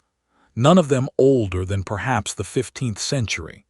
actually preserved whatever ancient original had once existed. That question was answered decisively by a discovery made not in Ethiopia and not in the libraries of Europe, but in a set of caves overlooking the Dead Sea, beginning in 1947, when the manuscripts we now know as the Dead Sea Scrolls first came to light. Among the many scrolls and fragments recovered from those caves over the years that followed, archaeologists identified pieces of the Book of Enoch itself, written not in Ge'ez, and not even in Greek, but in Aramaic, the everyday language spoken by Jewish communities in Judea in the centuries before and after the turn of the era, and dated by the careful analysis of the handwriting and the physical materials to a period well before the birth of Christ. This discovery mattered enormously because it proved, beyond any reasonable scholarly doubt, that the Ethiopic text James Bruce had carried out of Ethiopia in 1773 was not some late invention, dressed up to look ancient. It was, in its essential content, a genuinely ancient Jewish text, composed centuries before Christ, faithfully translated and transmitted across languages and centuries, from Aramaic into Greek, and from Greek into Ge'ez, and preserved with remarkable care by a community of Ethiopian Christians who had continued copying it, generation after generation, through the exact centuries in which the rest of the Christian world had let it slip entirely from memory. Let's pause here and take in the full shape of this journey, because I think it is genuinely one of the more remarkable stories of textual survival in the entire ancient world. A book written in Judea, in the centuries before Christ, copied and treasured by a community living beside the Dead Sea, whose own settlement would eventually be abandoned, its scrolls sealed away in nearby caves for nearly 2,000 years. Read, debated, and gradually set aside by the wider Christian world over the centuries that followed, carried, somewhere along the way, into the highlands of Ethiopia, where it took root in a Christian tradition that never let it go, copied faithfully by scribes working in mountain monasteries for well over a millennium after the rest of Christendom had largely forgotten it existed.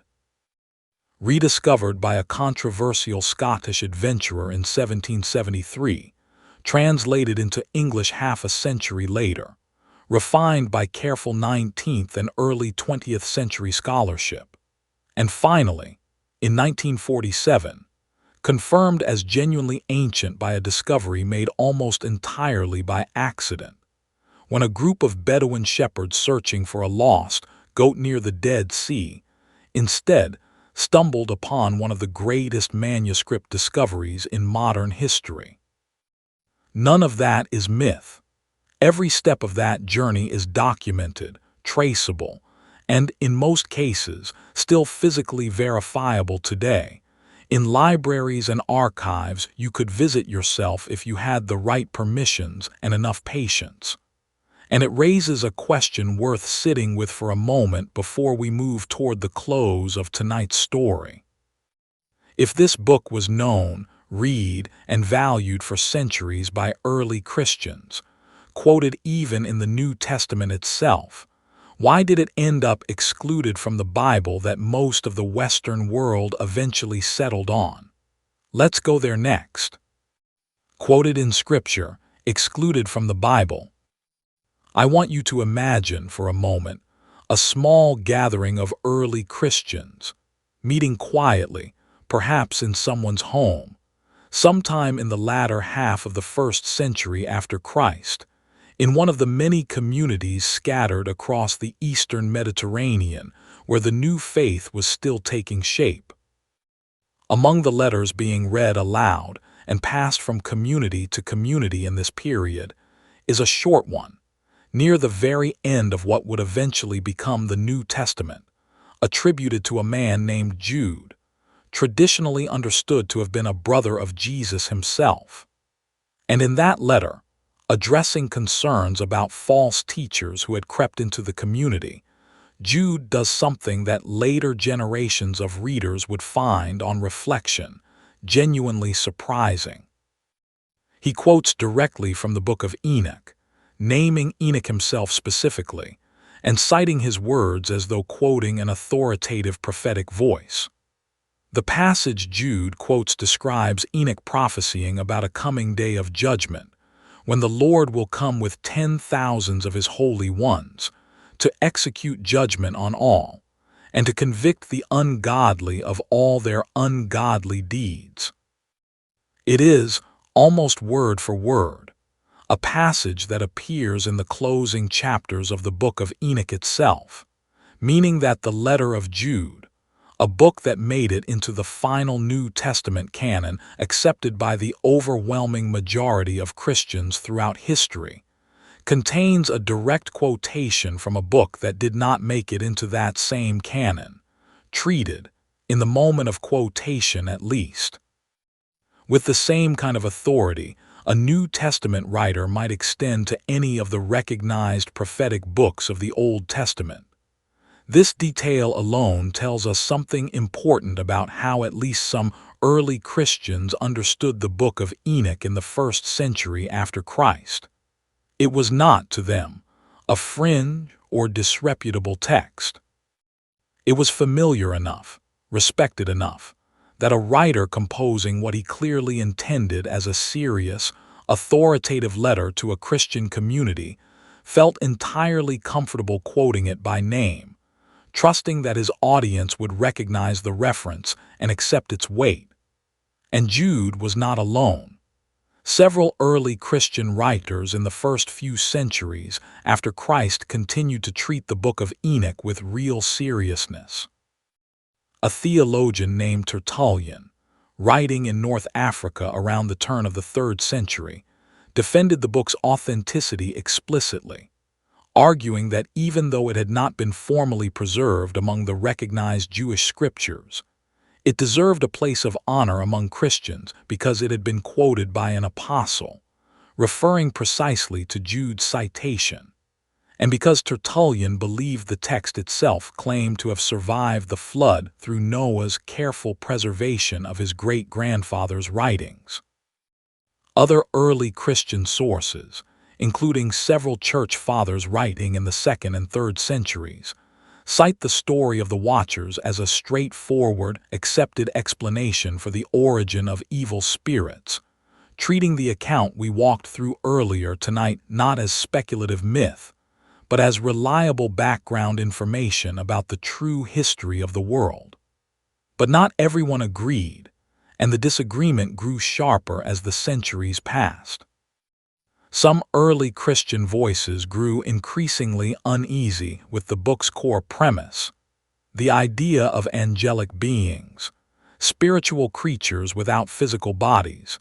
engaging in sexual relationships with human women and fathering literal physical offspring. As Christian theology developed a more refined, more carefully reasoned understanding of what angels actually were, and how the spiritual and physical realms related to one another, this premise came to strike many thinkers as increasingly difficult to reconcile with a coherent theological picture of creation. Some began reinterpreting the phrase "sons of God" from Genesis entirely differently, arguing it referred not to literal angelic beings at all, but to the righteous descendants of Seth, Adam's 3rd son, intermarrying with the less righteous descendants of Cain, a reading that removed the need for any angelic intervention in the story altogether,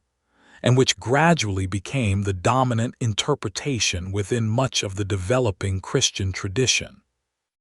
Perhaps the most influential voice weighing against the Book of Enoch's authority came from Augustine of Hippo, writing in the early 5th century,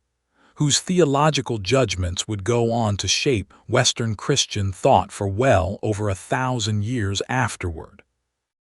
Augustine acknowledged that the book existed, and that it claimed to descend from Enoch himself, but argued that its extremely late reappearance and uncertain chain of transmission made it impossible to trust as a genuinely reliable record of what the historical Enoch had actually said or written, especially given how many centuries separated Enoch's own lifetime, according to the biblical genealogies, from the book's actual composition. Once a judgment of that weight, from a figure as influential as Augustine, entered general circulation within Western Christian scholarship.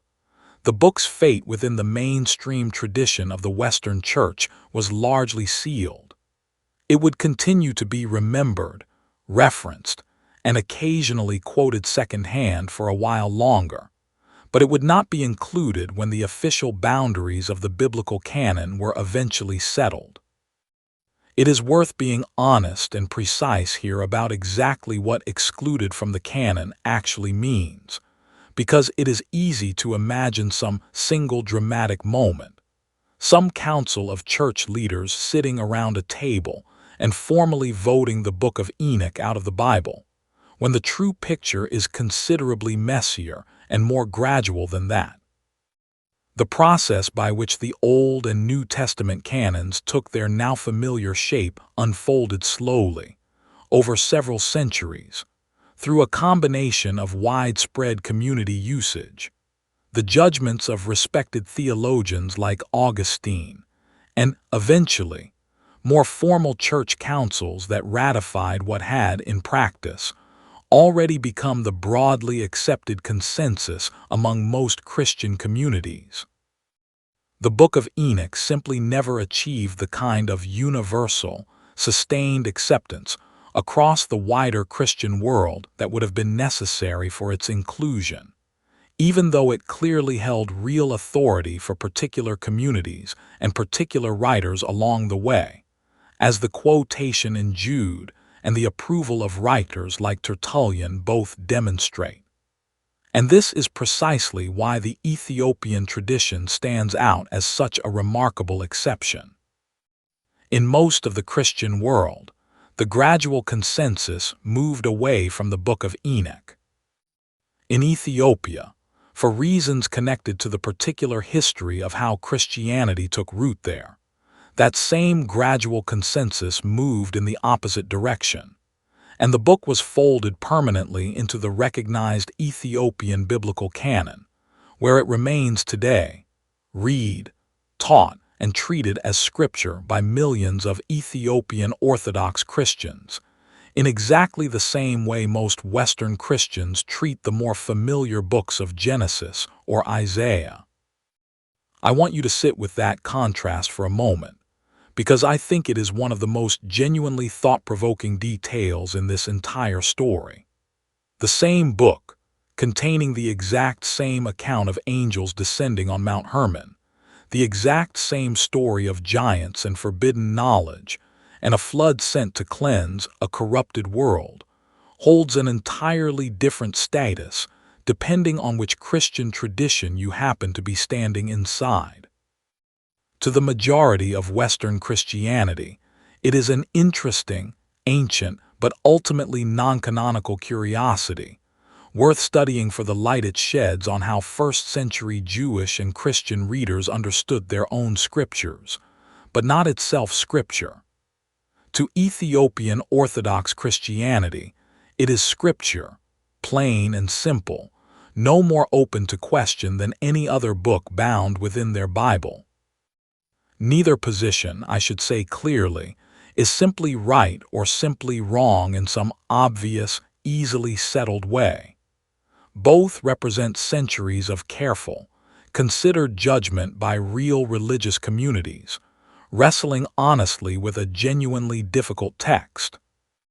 What I find most valuable about sitting with this story tonight is not settling that question for you, because I could not do that even if I wanted to, but simply making sure you understand just how much history, how much genuine debate, and how much careful preservation across an enormous span of time and geography lies behind a book most people, if they have heard of it at all, know only as a vague rumor mentioned in passing on the internet. Usually stripped of every bit of the context we have spent tonight rebuilding together, we are nearing the end of our journey now. Let's bring it home gently. What the caves actually contained. Before we close things out for the night, I want to spend a little more time inside the actual physical evidence, because I think the details here are quietly fascinating in their own right, and they help make the whole story feel less like a piece of folklore and more like what it actually is, a real thread of human history that we can trace, manuscript by manuscript, hand by hand, across more than 2,000 years. When archaeologists and Bedouin shepherds began recovering scrolls from the caves near Qumran in the years following that first discovery in 1947, they found, spread across several different caves along the cliffs above the Dead Sea, fragments belonging to multiple separate copies of the Book of Enoch,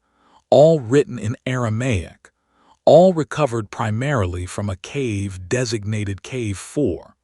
one of the richest of all the caves in terms of sheer manuscript volume. These were not complete scrolls by the time modern scholars found them. 2,000 years of heat, humidity, and the slow decay of organic material had reduced most of them to fragments, some no larger than a few square inches, requiring years of painstaking work by specialists trained to piece together torn and faded scraps of ancient parchment,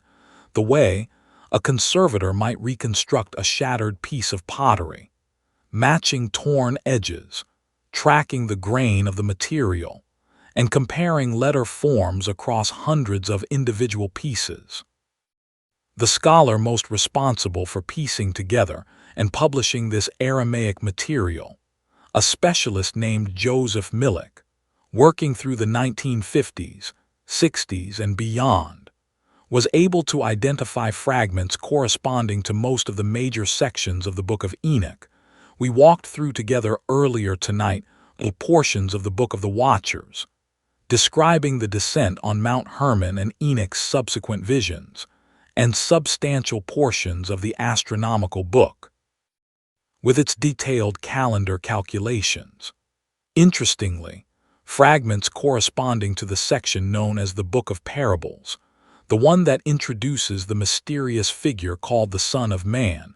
were notably absent from everything recovered at Qumran, leading many scholars to conclude that this particular section was likely composed somewhat later than the rest, probably sometime around the turn of the era, after the Qumran community had already assembled the bulk of its manuscript collection. Alongside these fragments of what we now call the Book of Enoch, the caves at Qumran also yielded fragments of a related but separate composition, one that expands specifically on the story of the giants we discussed earlier, describing their size, their dreams, and their eventual destruction in considerably more detail than the main text provides. Scholars refer to this related work today as the Book of Giants, and it appears to have circulated as part of the same broader body of literature associated with Enoch, without ultimately being folded into the version of the text that survived through the Ethiopian tradition and reached us via James Bruce. Here is where the story takes one more genuinely unexpected turn, because the Book of Giants did not simply vanish once it fell out of the main line of transmission that preserved the rest of the Enoch material. Instead, it traveled an entirely different, remarkable path of its own. Sometime in the 3rd century after Christ, a religious teacher named Mani, founder of a faith that would come to be known as Manichaeism, one of the most widespread religious movements of late antiquity, stretching at its height from North Africa all the way to China, drew on the Book of Giants as a source for his own religious writings, adapting its account of monstrous, destructive beings into his own distinctive theological system. Because Manichaean communities carried their sacred texts with them along the trade routes of Central Asia,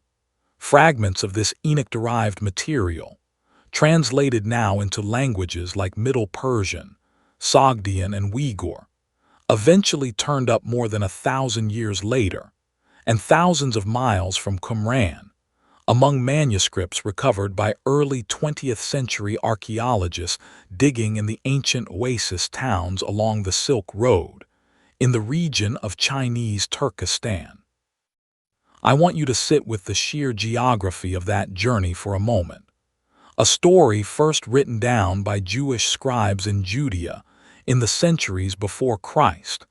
copied by a religious community beside the Dead Sea, adapted, centuries later, by a Persian religious teacher whose followers carried his teachings along caravan routes stretching across the breadth of Asia, and finally recovered by archaeologists digging through the sand-buried ruins of monastery libraries in Central Asia, thousands of miles from the mountain where the story first claimed to begin. Very few pieces of ancient literature can claim a documented journey quite that vast, crossing that many centuries, languages, religions, and continents, all while carrying forward some recognizable trace of the same original story about angels, giants, and a flood. This wider context also helps explain something scholars have come to call Enochic Judaism, a term used to describe a distinct current of thought within ancient Judaism, running alongside, and sometimes in tension with the more familiar Mosaic tradition centered on the law given to Moses at Sinai,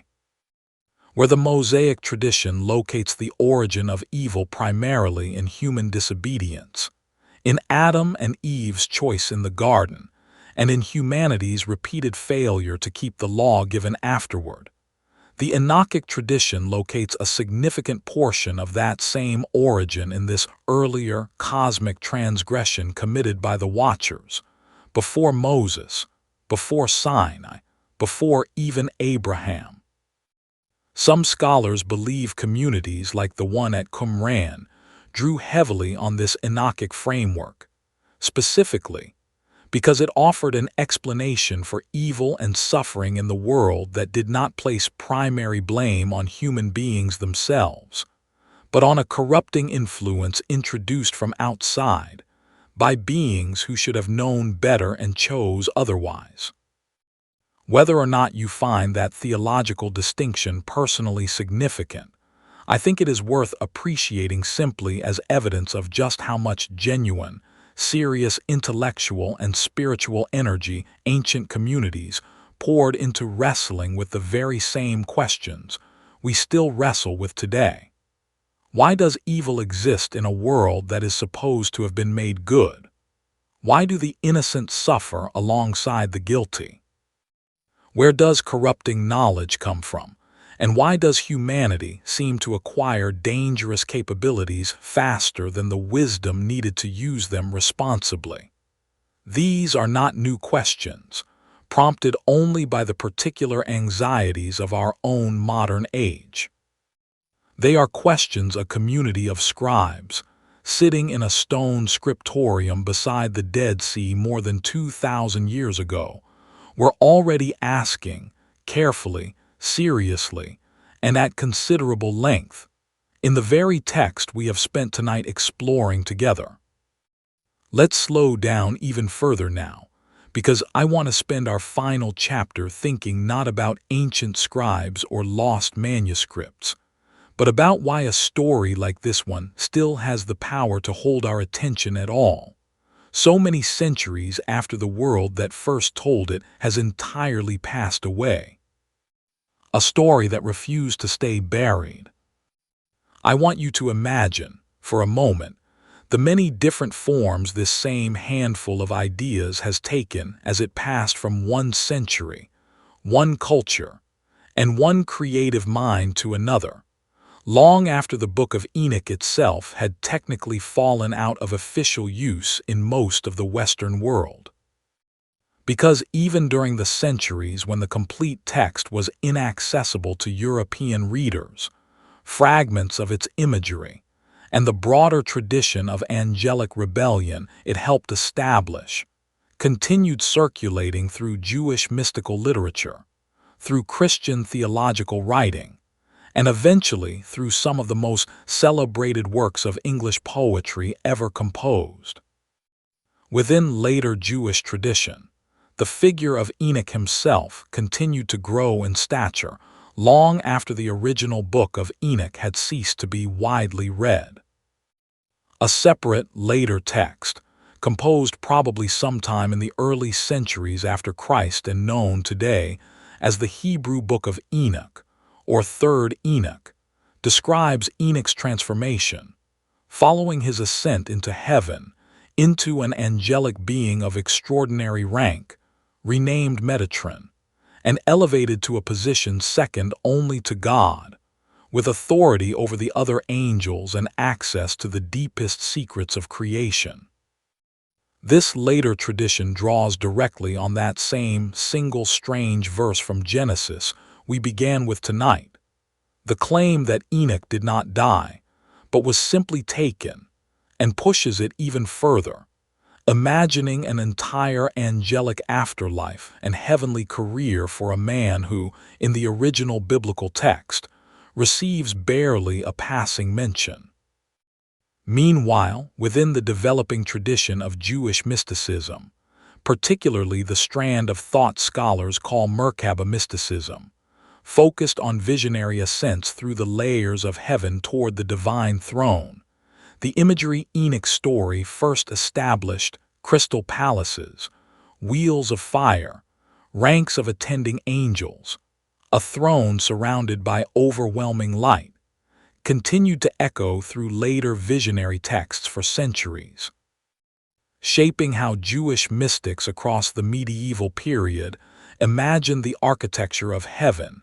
and the experience of drawing near to the presence of God. On the Christian side, the story found one of its most influential later expressions not in theology at all, but in poetry, in the work of the English poet John Milton, writing in the middle of the 17th century. Milton's great epic on the fall of humanity draws deeply on the broader tradition of angelic rebellion that the Book of Enoch had helped establish centuries earlier. Even though Milton himself was working primarily from the more limited references to fallen angels available within the accepted biblical canon, and the wider body of Christian tradition built up around it, rather than from direct access to the complete Enoch text, which remained lost to Western Europe until Bruce's return more than a century after Milton's own death. Still, the deep cultural groundwork the Enoch tradition had laid down centuries earlier, shaping how an entire civilization imagined angelic beings capable of pride, desire, and deliberate rebellion against heaven, runs quietly underneath the poetic imagination Milton brought to his own retelling of humanity's fall from grace. It is worth pausing here to note something Milton could not have known, but which later scholars have found genuinely remarkable in hindsight. Milton was writing his great epic in the 1660s, more than 100 years before James Bruce would carry the actual, complete Book of Enoch back into European hands, which means an entire tradition of angelic rebellion, of pride and fall and cosmic consequence, had already worked its way so deeply into the cultural imagination of Western Christianity, through centuries of second-hand reference, borrowed imagery, and theological reflection on that single strange passage in Genesis, that a poet could build one of the most celebrated works in the entire English language around it, without ever having read the original source text that first gave the story its fullest ancient expression. Even in our own era, the story continues finding new audiences through channels its original ancient authors could never have imagined. Since the middle of the 20th century, following the wider availability of English translations and the definitive confirmation of the text's ancient origins through the Dead Sea Scrolls discoveries, The Book of Enoch has found a new kind of popular readership entirely outside traditional academic or religious circles, drawing interest from readers curious about ancient mysteries, alternative religious history, and the deep, strange roots of ideas about angels, demons, and cosmic judgment that continue circulating through modern popular culture in films, novels, and countless corners of the internet.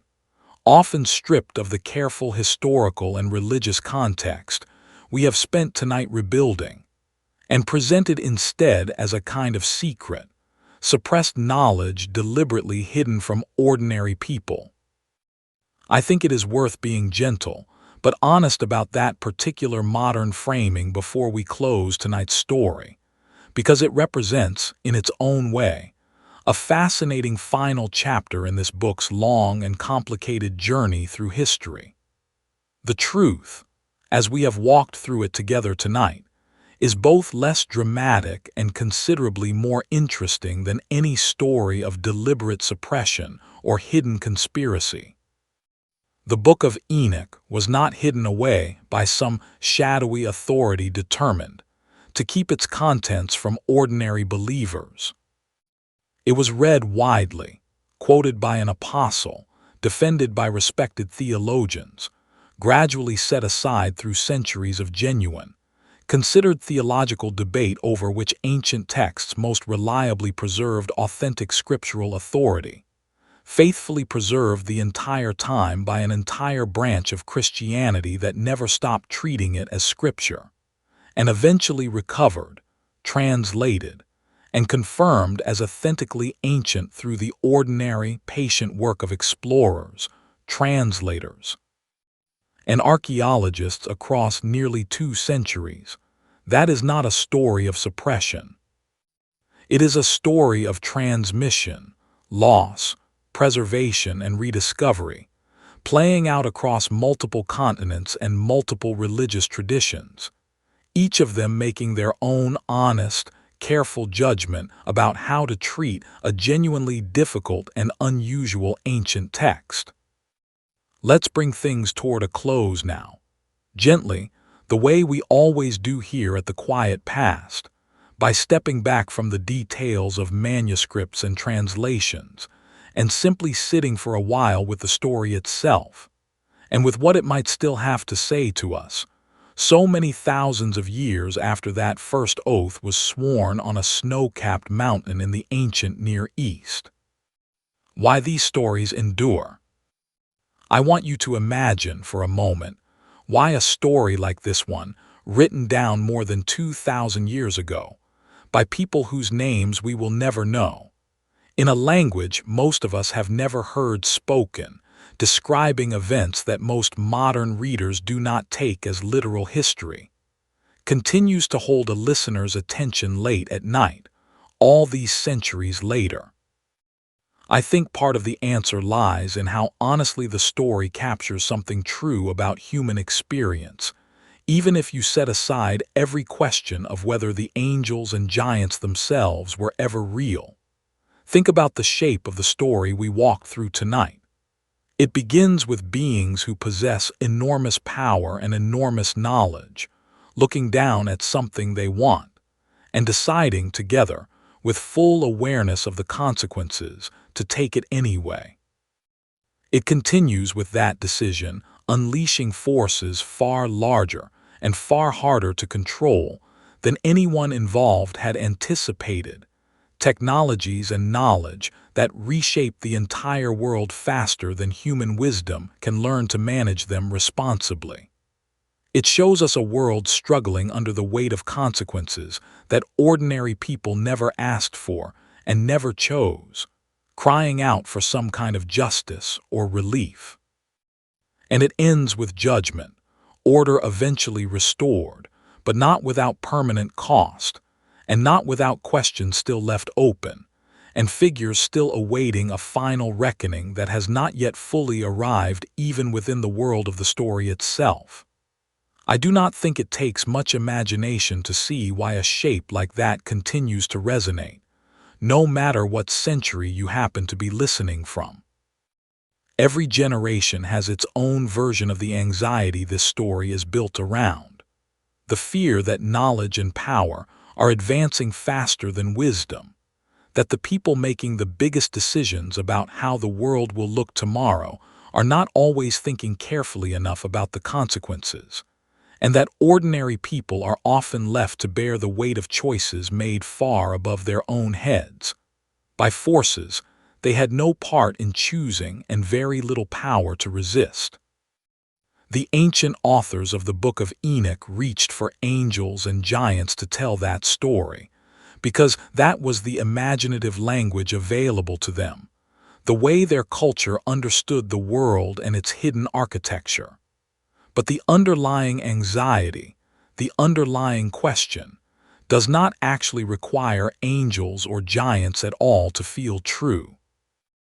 There is something else worth noticing here too, something quieter about the figure of Enoch himself,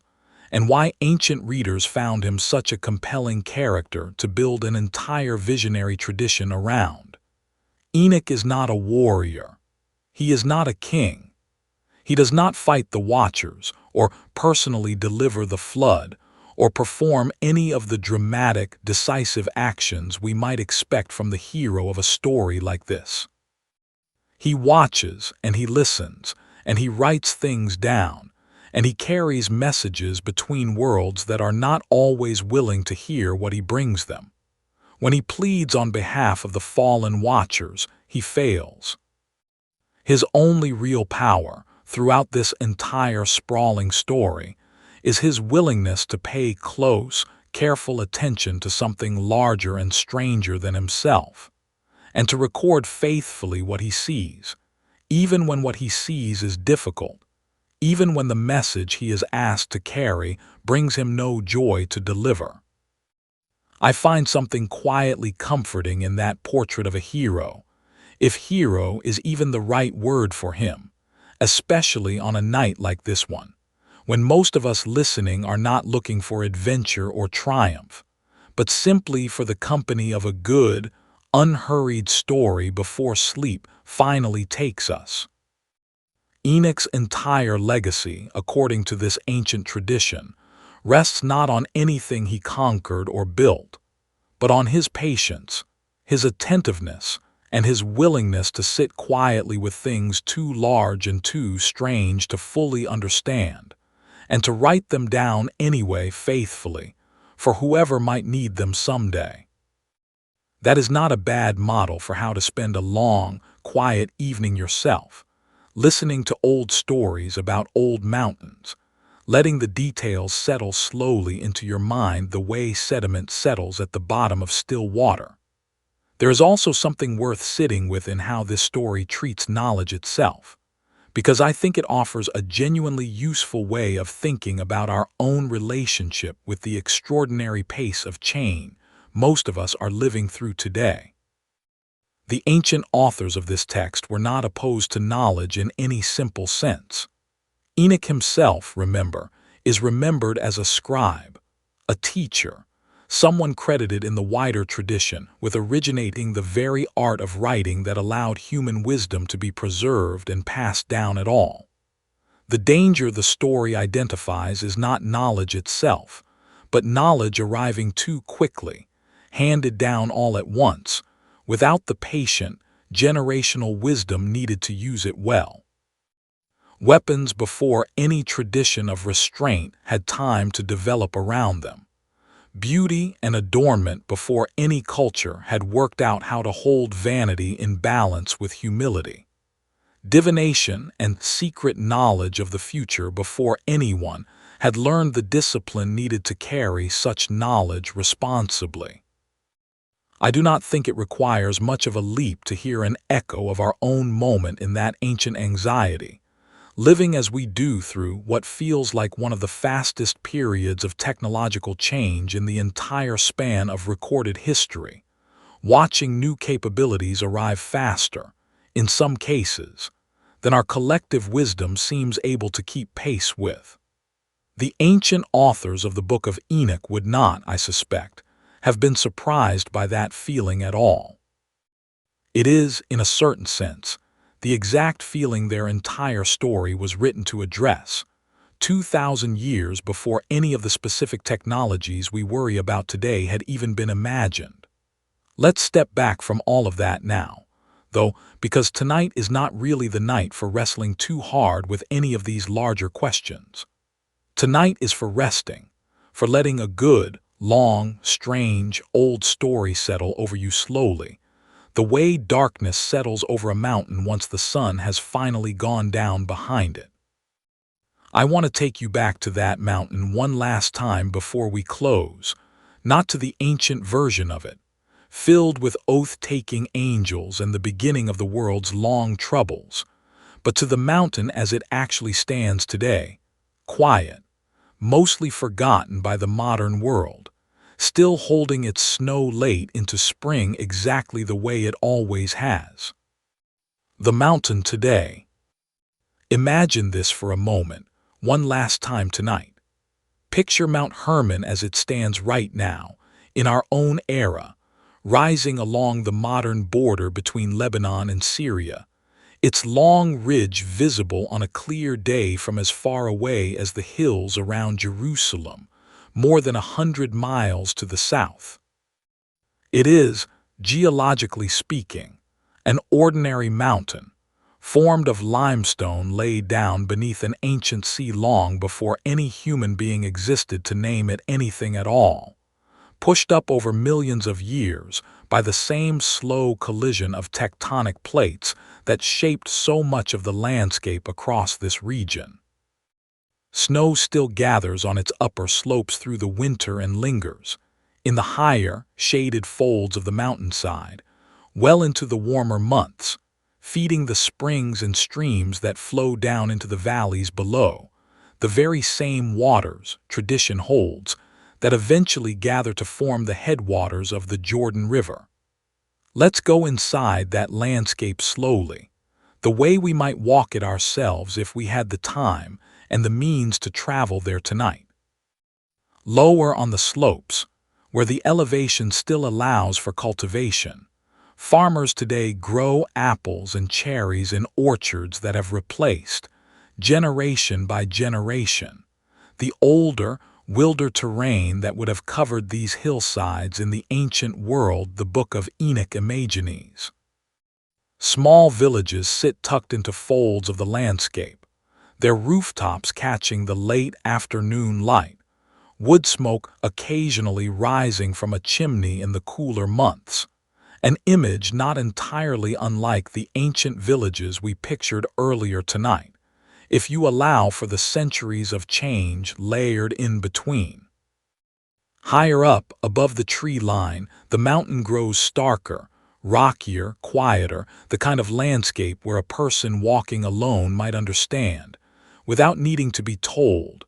why ancient people looking up at a peak like this one, wrapped in cloud and snow for much of the year, so often imagined such places as thresholds, boundaries between the world they knew and something larger, stranger, and less easily explained. Archaeologists working across the lower and middle slopes of the mountain over the past century and more have documented the ruins of numerous ancient temples and shrines, dating from a range of periods stretching from well before the Roman era through the centuries of Roman rule that followed, evidence that this particular mountain held sustained religious significance across an enormous span of time, for many different peoples, worshipping many different deities. Long before and long after whatever ancient community first told the specific story of the Watchers and their descent. Some of these ruins remain visible today, weathered stone foundations and column fragments scattered across the higher slopes, quiet reminders that long before anyone wrote the words we spent tonight exploring together, other human beings were already climbing this same mountain, looking for their own answers to the same old, unresolved questions about what exists beyond the edge of ordinary human experience. I want you to imagine for just a moment standing somewhere on that mountainside yourself, late in the evening, the kind of hour when the last of the daylight has drained out of the sky, and the first stars are only just beginning to show themselves overhead. The air at that elevation grows cold quickly once the sun goes down, even in the warmer months, cold enough that you would want a heavier coat than the one you started the day wearing. There is a particular quality of silence you find at altitude, once you are far enough from any village or road, broken only by wind moving through whatever scattered trees or scrubs still grow at that height, and perhaps, if you are patient and lucky, the distant, thin call of some bird settling in for the night. It would not take much imagination, standing in a silence like that, beneath a sky that dark and that full of stars, to understand why storytellers across so many different centuries and cultures kept returning to mountains like this one, as the natural setting for encounters between the human world and something larger than it. Whether or not anything like the events described in the Book of Enoch ever actually happened on that specific mountainside, in the way the ancient text describes them, is a question I am content to leave entirely open tonight, exactly as I have tried to leave it open throughout everything we have walked through together. What I do know, with complete confidence, is that real human beings, across an extraordinary span of history, found this particular story worth telling, worth copying by hand across countless generations, worth smuggling quietly through the centuries inside monasteries in the Ethiopian highlands, worth carrying home across a punishing, years-long journey by a Scottish adventurer whose own contemporaries doubted half of what he told them, and worth preserving well enough that we can still sit here together tonight in an entirely different world and walk carefully back through every step of how it reached us. That, more than any question about angels or giants, strikes me as the real story worth sitting with as you drift off tonight. Not whether 200 beings once stood on a mountain and swore an oath none of them could take back, but how fragile and how remarkable the whole long chain of human effort required to keep a single old story alive across 2,000 years of war, migration, religious upheaval, and simple accident actually turns out to be, once you slow down enough to trace it step by careful step, the way we have done together tonight. Older echoes. Before we close tonight, I want to widen the frame just slightly one more time, because the story of the Watchers did not emerge in isolation, out of nowhere, from a single culture working entirely alone. It emerged from a much older, much wider Near Eastern world, filled with other ancient peoples who had already been telling their own stories about floods, about divine beings mingling with mortals, and about knowledge passed down from realms beyond ordinary human reach, for many centuries before anything resembling the Book of Enoch was ever written down. Understanding a little of that wider world helps us appreciate just how deeply rooted this story actually is in the broader imaginative landscape of the ancient Near East. Long before the Hebrew scriptures took the shape we recognize today, the peoples of ancient Mesopotamia, the Sumerians, and later the Babylonians and Assyrians who inherited and reshaped Sumerian tradition, were already telling detailed stories about a great flood sent to address the corruption or the unbearable noise of an overpopulated humanity, stories preserved for us today on clay tablets written in cuneiform script, some of which predate the earliest written portions of the Hebrew Bible by well over 1,000 years. The most famous of these, preserved within the great Mesopotamian literary work known as the Epic of Gilgamesh, describes a flood survivor named Utnapishtim, warned in advance by a god sympathetic to humanity, instructed to build a great vessel, and preserve his family along with representatives of every living creature, in a narrative structure that shares a genuinely striking number of specific details with the flood story later preserved in Genesis,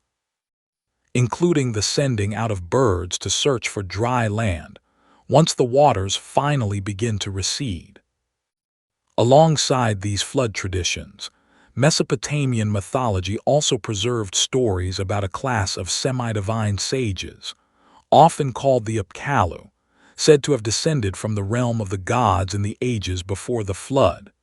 bringing with them the foundations of civilization itself, including writing, agriculture, law, and the arts of craftsmanship,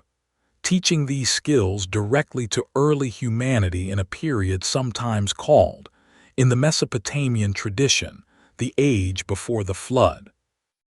There is a genuinely fascinating structural resemblance here to the story we walked through tonight, in which knowledge and skill likewise arrive as a gift, or in the biblical case, a transgression, handed down from beings existing above and beyond ordinary humanity, in the age just before a great flood arrives to reshape the world. Scholars who study the ancient Near East as a whole are generally careful, and rightly so, not to claim that the authors of the Book of Enoch simply copied these older Mesopotamian traditions directly, since the relationship between these different bodies of literature is considerably more complicated than any simple story of borrowing. What seems far more likely, based on the wider pattern of cultural exchange we can trace across this region throughout the ancient world, is that the communities who eventually produced the Hebrew Scriptures and later the Book of Enoch itself were living within and drawing upon a shared regional imagination, a broad common pool of story patterns and images concerning floods, divine knowledge, and the relationship between heaven and earth that had been circulating and evolving across the wider Near East for many centuries, reshaped and reinterpreted differently by each culture that inherited it, according to their own particular theological convictions and their own particular concerns. This wider context does not diminish the distinctiveness of the story we spent tonight exploring. If anything, I think it deepens it, because it shows us a community of ancient Jewish writers engaging seriously and creatively with the broader intellectual and mythological world around them, rather than composing their sacred literature in some kind of total cultural isolation. The authors of the Book of Enoch took the shared regional inheritance of flood narratives and stories of divinely granted knowledge, and reshaped it entirely around their own specific theological convictions, centering the story on a single dramatic act of angelic transgression, a formal broken oath, and a coming final judgment still to be fulfilled, giving the old, widely shared pattern an entirely new moral and spiritual architecture, distinctly their own, and one that would go on, as we have seen tonight, to shape the imagination of an entire later religious tradition stretching from Qumran to Ethiopia to the highlands of Scotland and back again. There is one more small detail worth mentioning before we finally let this story rest for the night, because it returns us neatly to the very phrase that started this whole journey. That original passage in Genesis, the 4 verses describing the sons of God and the daughters of men, uses a Hebrew phrase, Beni Elohim, that appears in only a small handful of other places across the entire Hebrew Bible, most notably in the opening chapters of the book of Job, where it describes members of God's heavenly court presenting themselves before him, among whom, in that particular story, a figure called the accuser is also present. This linguistic connection is part of what convinced many ancient readers, and convinces a good number of modern scholars as well, that the most natural, most straightforward reading of that strange passage in Genesis really was, originally,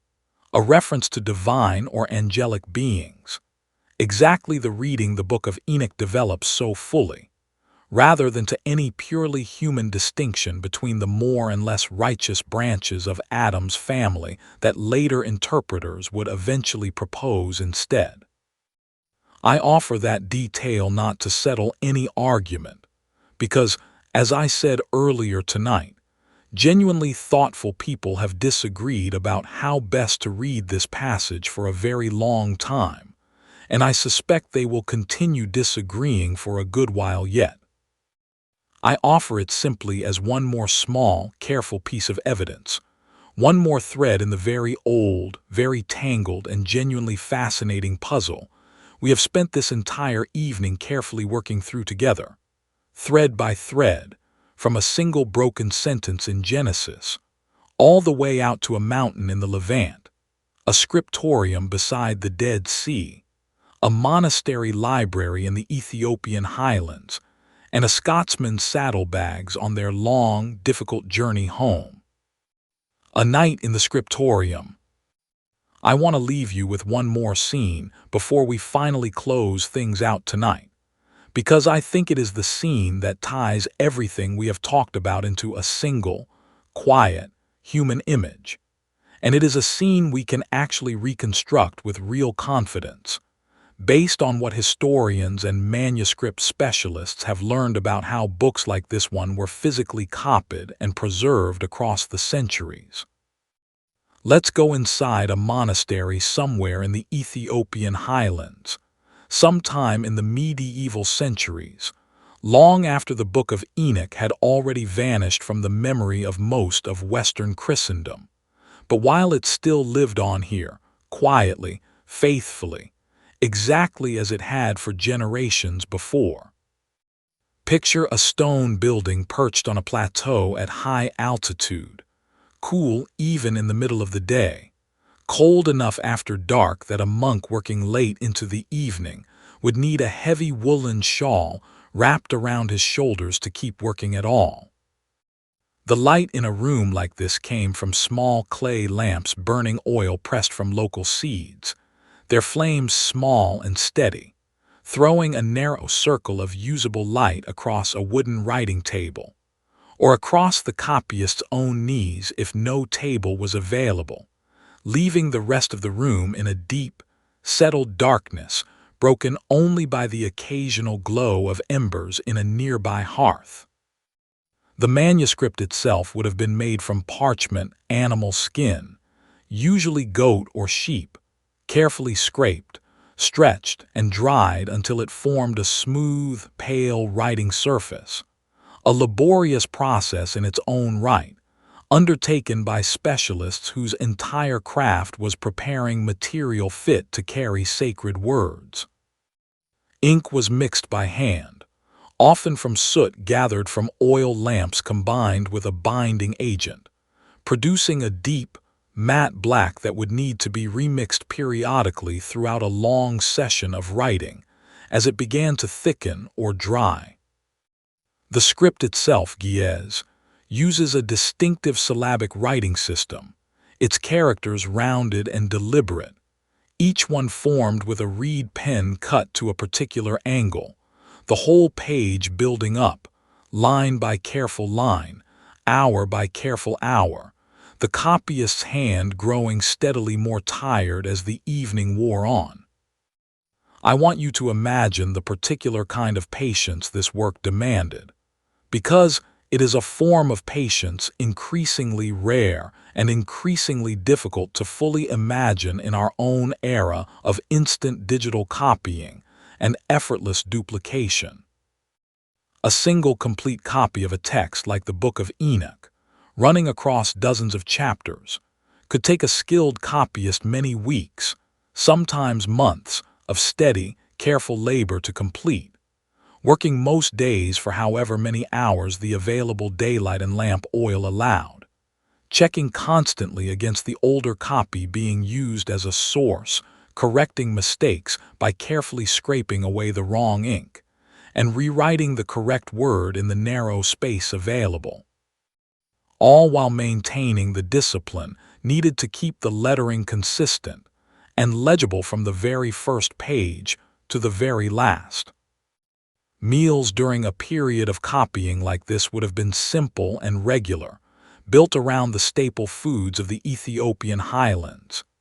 Injera, the soft, spongy flatbread made from the grain called teff, served alongside lentils, vegetables, and, depending on the religious calendar and the many fasting periods observed by the Ethiopian Orthodox tradition, occasionally meat, though fasting from animal products for a significant portion of the year was, and remains, a common practice within this particular Christian tradition. A monk copying scripture during one of these long fasting periods would have worked on a notably simpler diet, a detail that helps explain, in part, why manuscript production in monasteries like this one often followed its own particular seasonal rhythm, tied not just to the availability of daylight, but to the wider calendar of religious observance structuring the entire community's year. And all of this labor, this careful attention to ink and parchment, and the exact angle of a reed pen, this quiet discipline of body and patience sustained across weeks and months, was undertaken without any of the copyists involved knowing, or perhaps even imagining, that the specific manuscript sitting in front of them would someday matter to anyone outside their own small monastic community, let alone that a foreign traveler would eventually carry a version of it across an ocean. That scholars in England would spend decades translating and retranslating it, or that shepherds searching for a lost goat beside a sea half a continent away would one day stumble upon fragments confirming, once and for all, just how genuinely ancient the story they were so carefully preserving actually was. I think that is worth sitting with, one final time, before we let this whole long evening finally rest. Nearly everything durable and lasting in human history was built this way, by people who could not see, and had no real way of imagining, how far their quiet, patient, unglamorous labor might eventually travel, or how many centuries it might eventually cross, or how many strangers, lying in beds in cities and countries that did not yet exist and could not have been imagined, might someday find themselves quietly grateful that the work had been done at all, carefully, faithfully. One small letter at a time. We have come a long way together tonight, all the way from a single quiet mountain in the ancient Near East, through an oath sworn by 200 beings who could not have known, or perhaps simply did not care to know, everything that broken promise would eventually cost the world, through visions of crystal thrones and storehouses of wind, through the slow, patient work of scribes copying words by lamplight in a stone room beside the Dead Sea, through more than 1,000 years of near-total disappearance, and finally back into human hands again, carried across deserts and oceans by a stubborn, controversial traveler who almost nobody back home fully believed. If your eyes are heavy by now, that is exactly where I hoped this story would eventually carry you. There is no rush left in anything we have talked about tonight. The angels, if the story is true in any sense at all, have already been bound for longer than any of us can properly imagine. They can wait a little longer still. Right now, all that matters is you, wherever you are lying, however your night has gone, letting this long, old, strange story settle over you the way that snow settles over the upper slopes of Mount Hermon, slow, quiet, and undisturbed. Before I let you go completely, I want to circle back to what I asked you at the very beginning of tonight's episode, because I meant it sincerely, and I would genuinely love to hear from you. If you have not already, take just a moment, whenever you are ready, to drop a comment down below telling me where in the world you are listening from tonight, and what time it happens to be for you right now, as this story finally winds down. I have read comments from nearly every part of the world on this channel by now. People falling asleep to these stories in cities I will probably never visit myself, at every hour of the day and night, depending on where their own particular corner of the earth happens to sit relative to the sun. There is something I find quietly moving about that, imagining all of you out there, in your own separate rooms, your own separate cities, your own separate hours, all arriving at this exact same closing paragraph together, even though none of us are actually sharing the same moment at all. And I would love to know, honestly, what you make of the story itself. Angels who chose desire over their given nature, and paid for that choice with an imprisonment lasting far longer than any human lifetime. A book excluded from most Bibles for well over 1,000 years, and yet preserved faithfully, without interruption, by an entire branch of Christianity that never once let it go. A man like James Bruce, doubted by his own countrymen for telling the plain truth about what he had actually found. Tell me, in the comments, which part of tonight's story stayed with you the most, or which part you find hardest to simply accept at face value. I read every one of those comments, even the ones that arrive weeks or months after an episode first goes up, and I promise you, whatever your honest reaction is, whether you find this whole tradition moving or troubling or simply strange, you will not be the only person who feels that particular way about it. If tonight was your first time spending an evening here with me, I would love it if you considered subscribing before you finally close your eyes. This channel, The Quiet Past, exists for exactly this purpose. Week after week, long, careful, honestly researched stories from history and from the wider world of ancient belief, told slowly and gently enough that you can let them carry you all the way into sleep, without ever needing anything sudden, or loud, or startling to keep you listening. If that sounds like the kind of company you would like to keep on other quiet evenings besides this one, subscribing costs you nothing and helps this small channel keep finding the people who need exactly this kind of company late at night.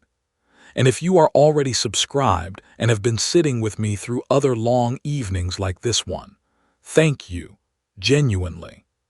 Channels like this one are built entirely by people who choose, night after night, to keep showing up. I want to leave you, before I finally say good night, with one last image to carry with you as you drift off. Somewhere, on a mountain most of us will never personally visit, snow is falling right now, exactly the way it has fallen every winter for longer than any human record can properly measure, indifferent to whatever ancient oath was or was not sworn there, thousands of years ago, by beings whose existence we can neither fully prove nor fully dismiss. And somewhere else, in a quiet monastery library in the Ethiopian highlands, carefully preserved pages, written in a language most of the world has forgotten how to read, sit exactly where they have sat for centuries, holding a story that very nearly disappeared from human memory altogether, and did not, only because enough people, across enough centuries, in enough different corners of the world, quietly decided it was worth the effort of keeping alive. That is where I will leave you tonight. Not with an answer to whether any of it truly happened, because I do not have that answer to give you, and I am honestly a little suspicious of anyone who claims they do.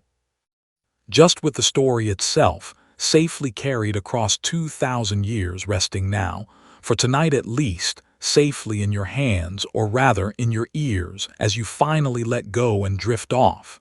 Sleep well. I will see you again next time with another long, quiet story waiting for you whenever you are ready for it. Good night.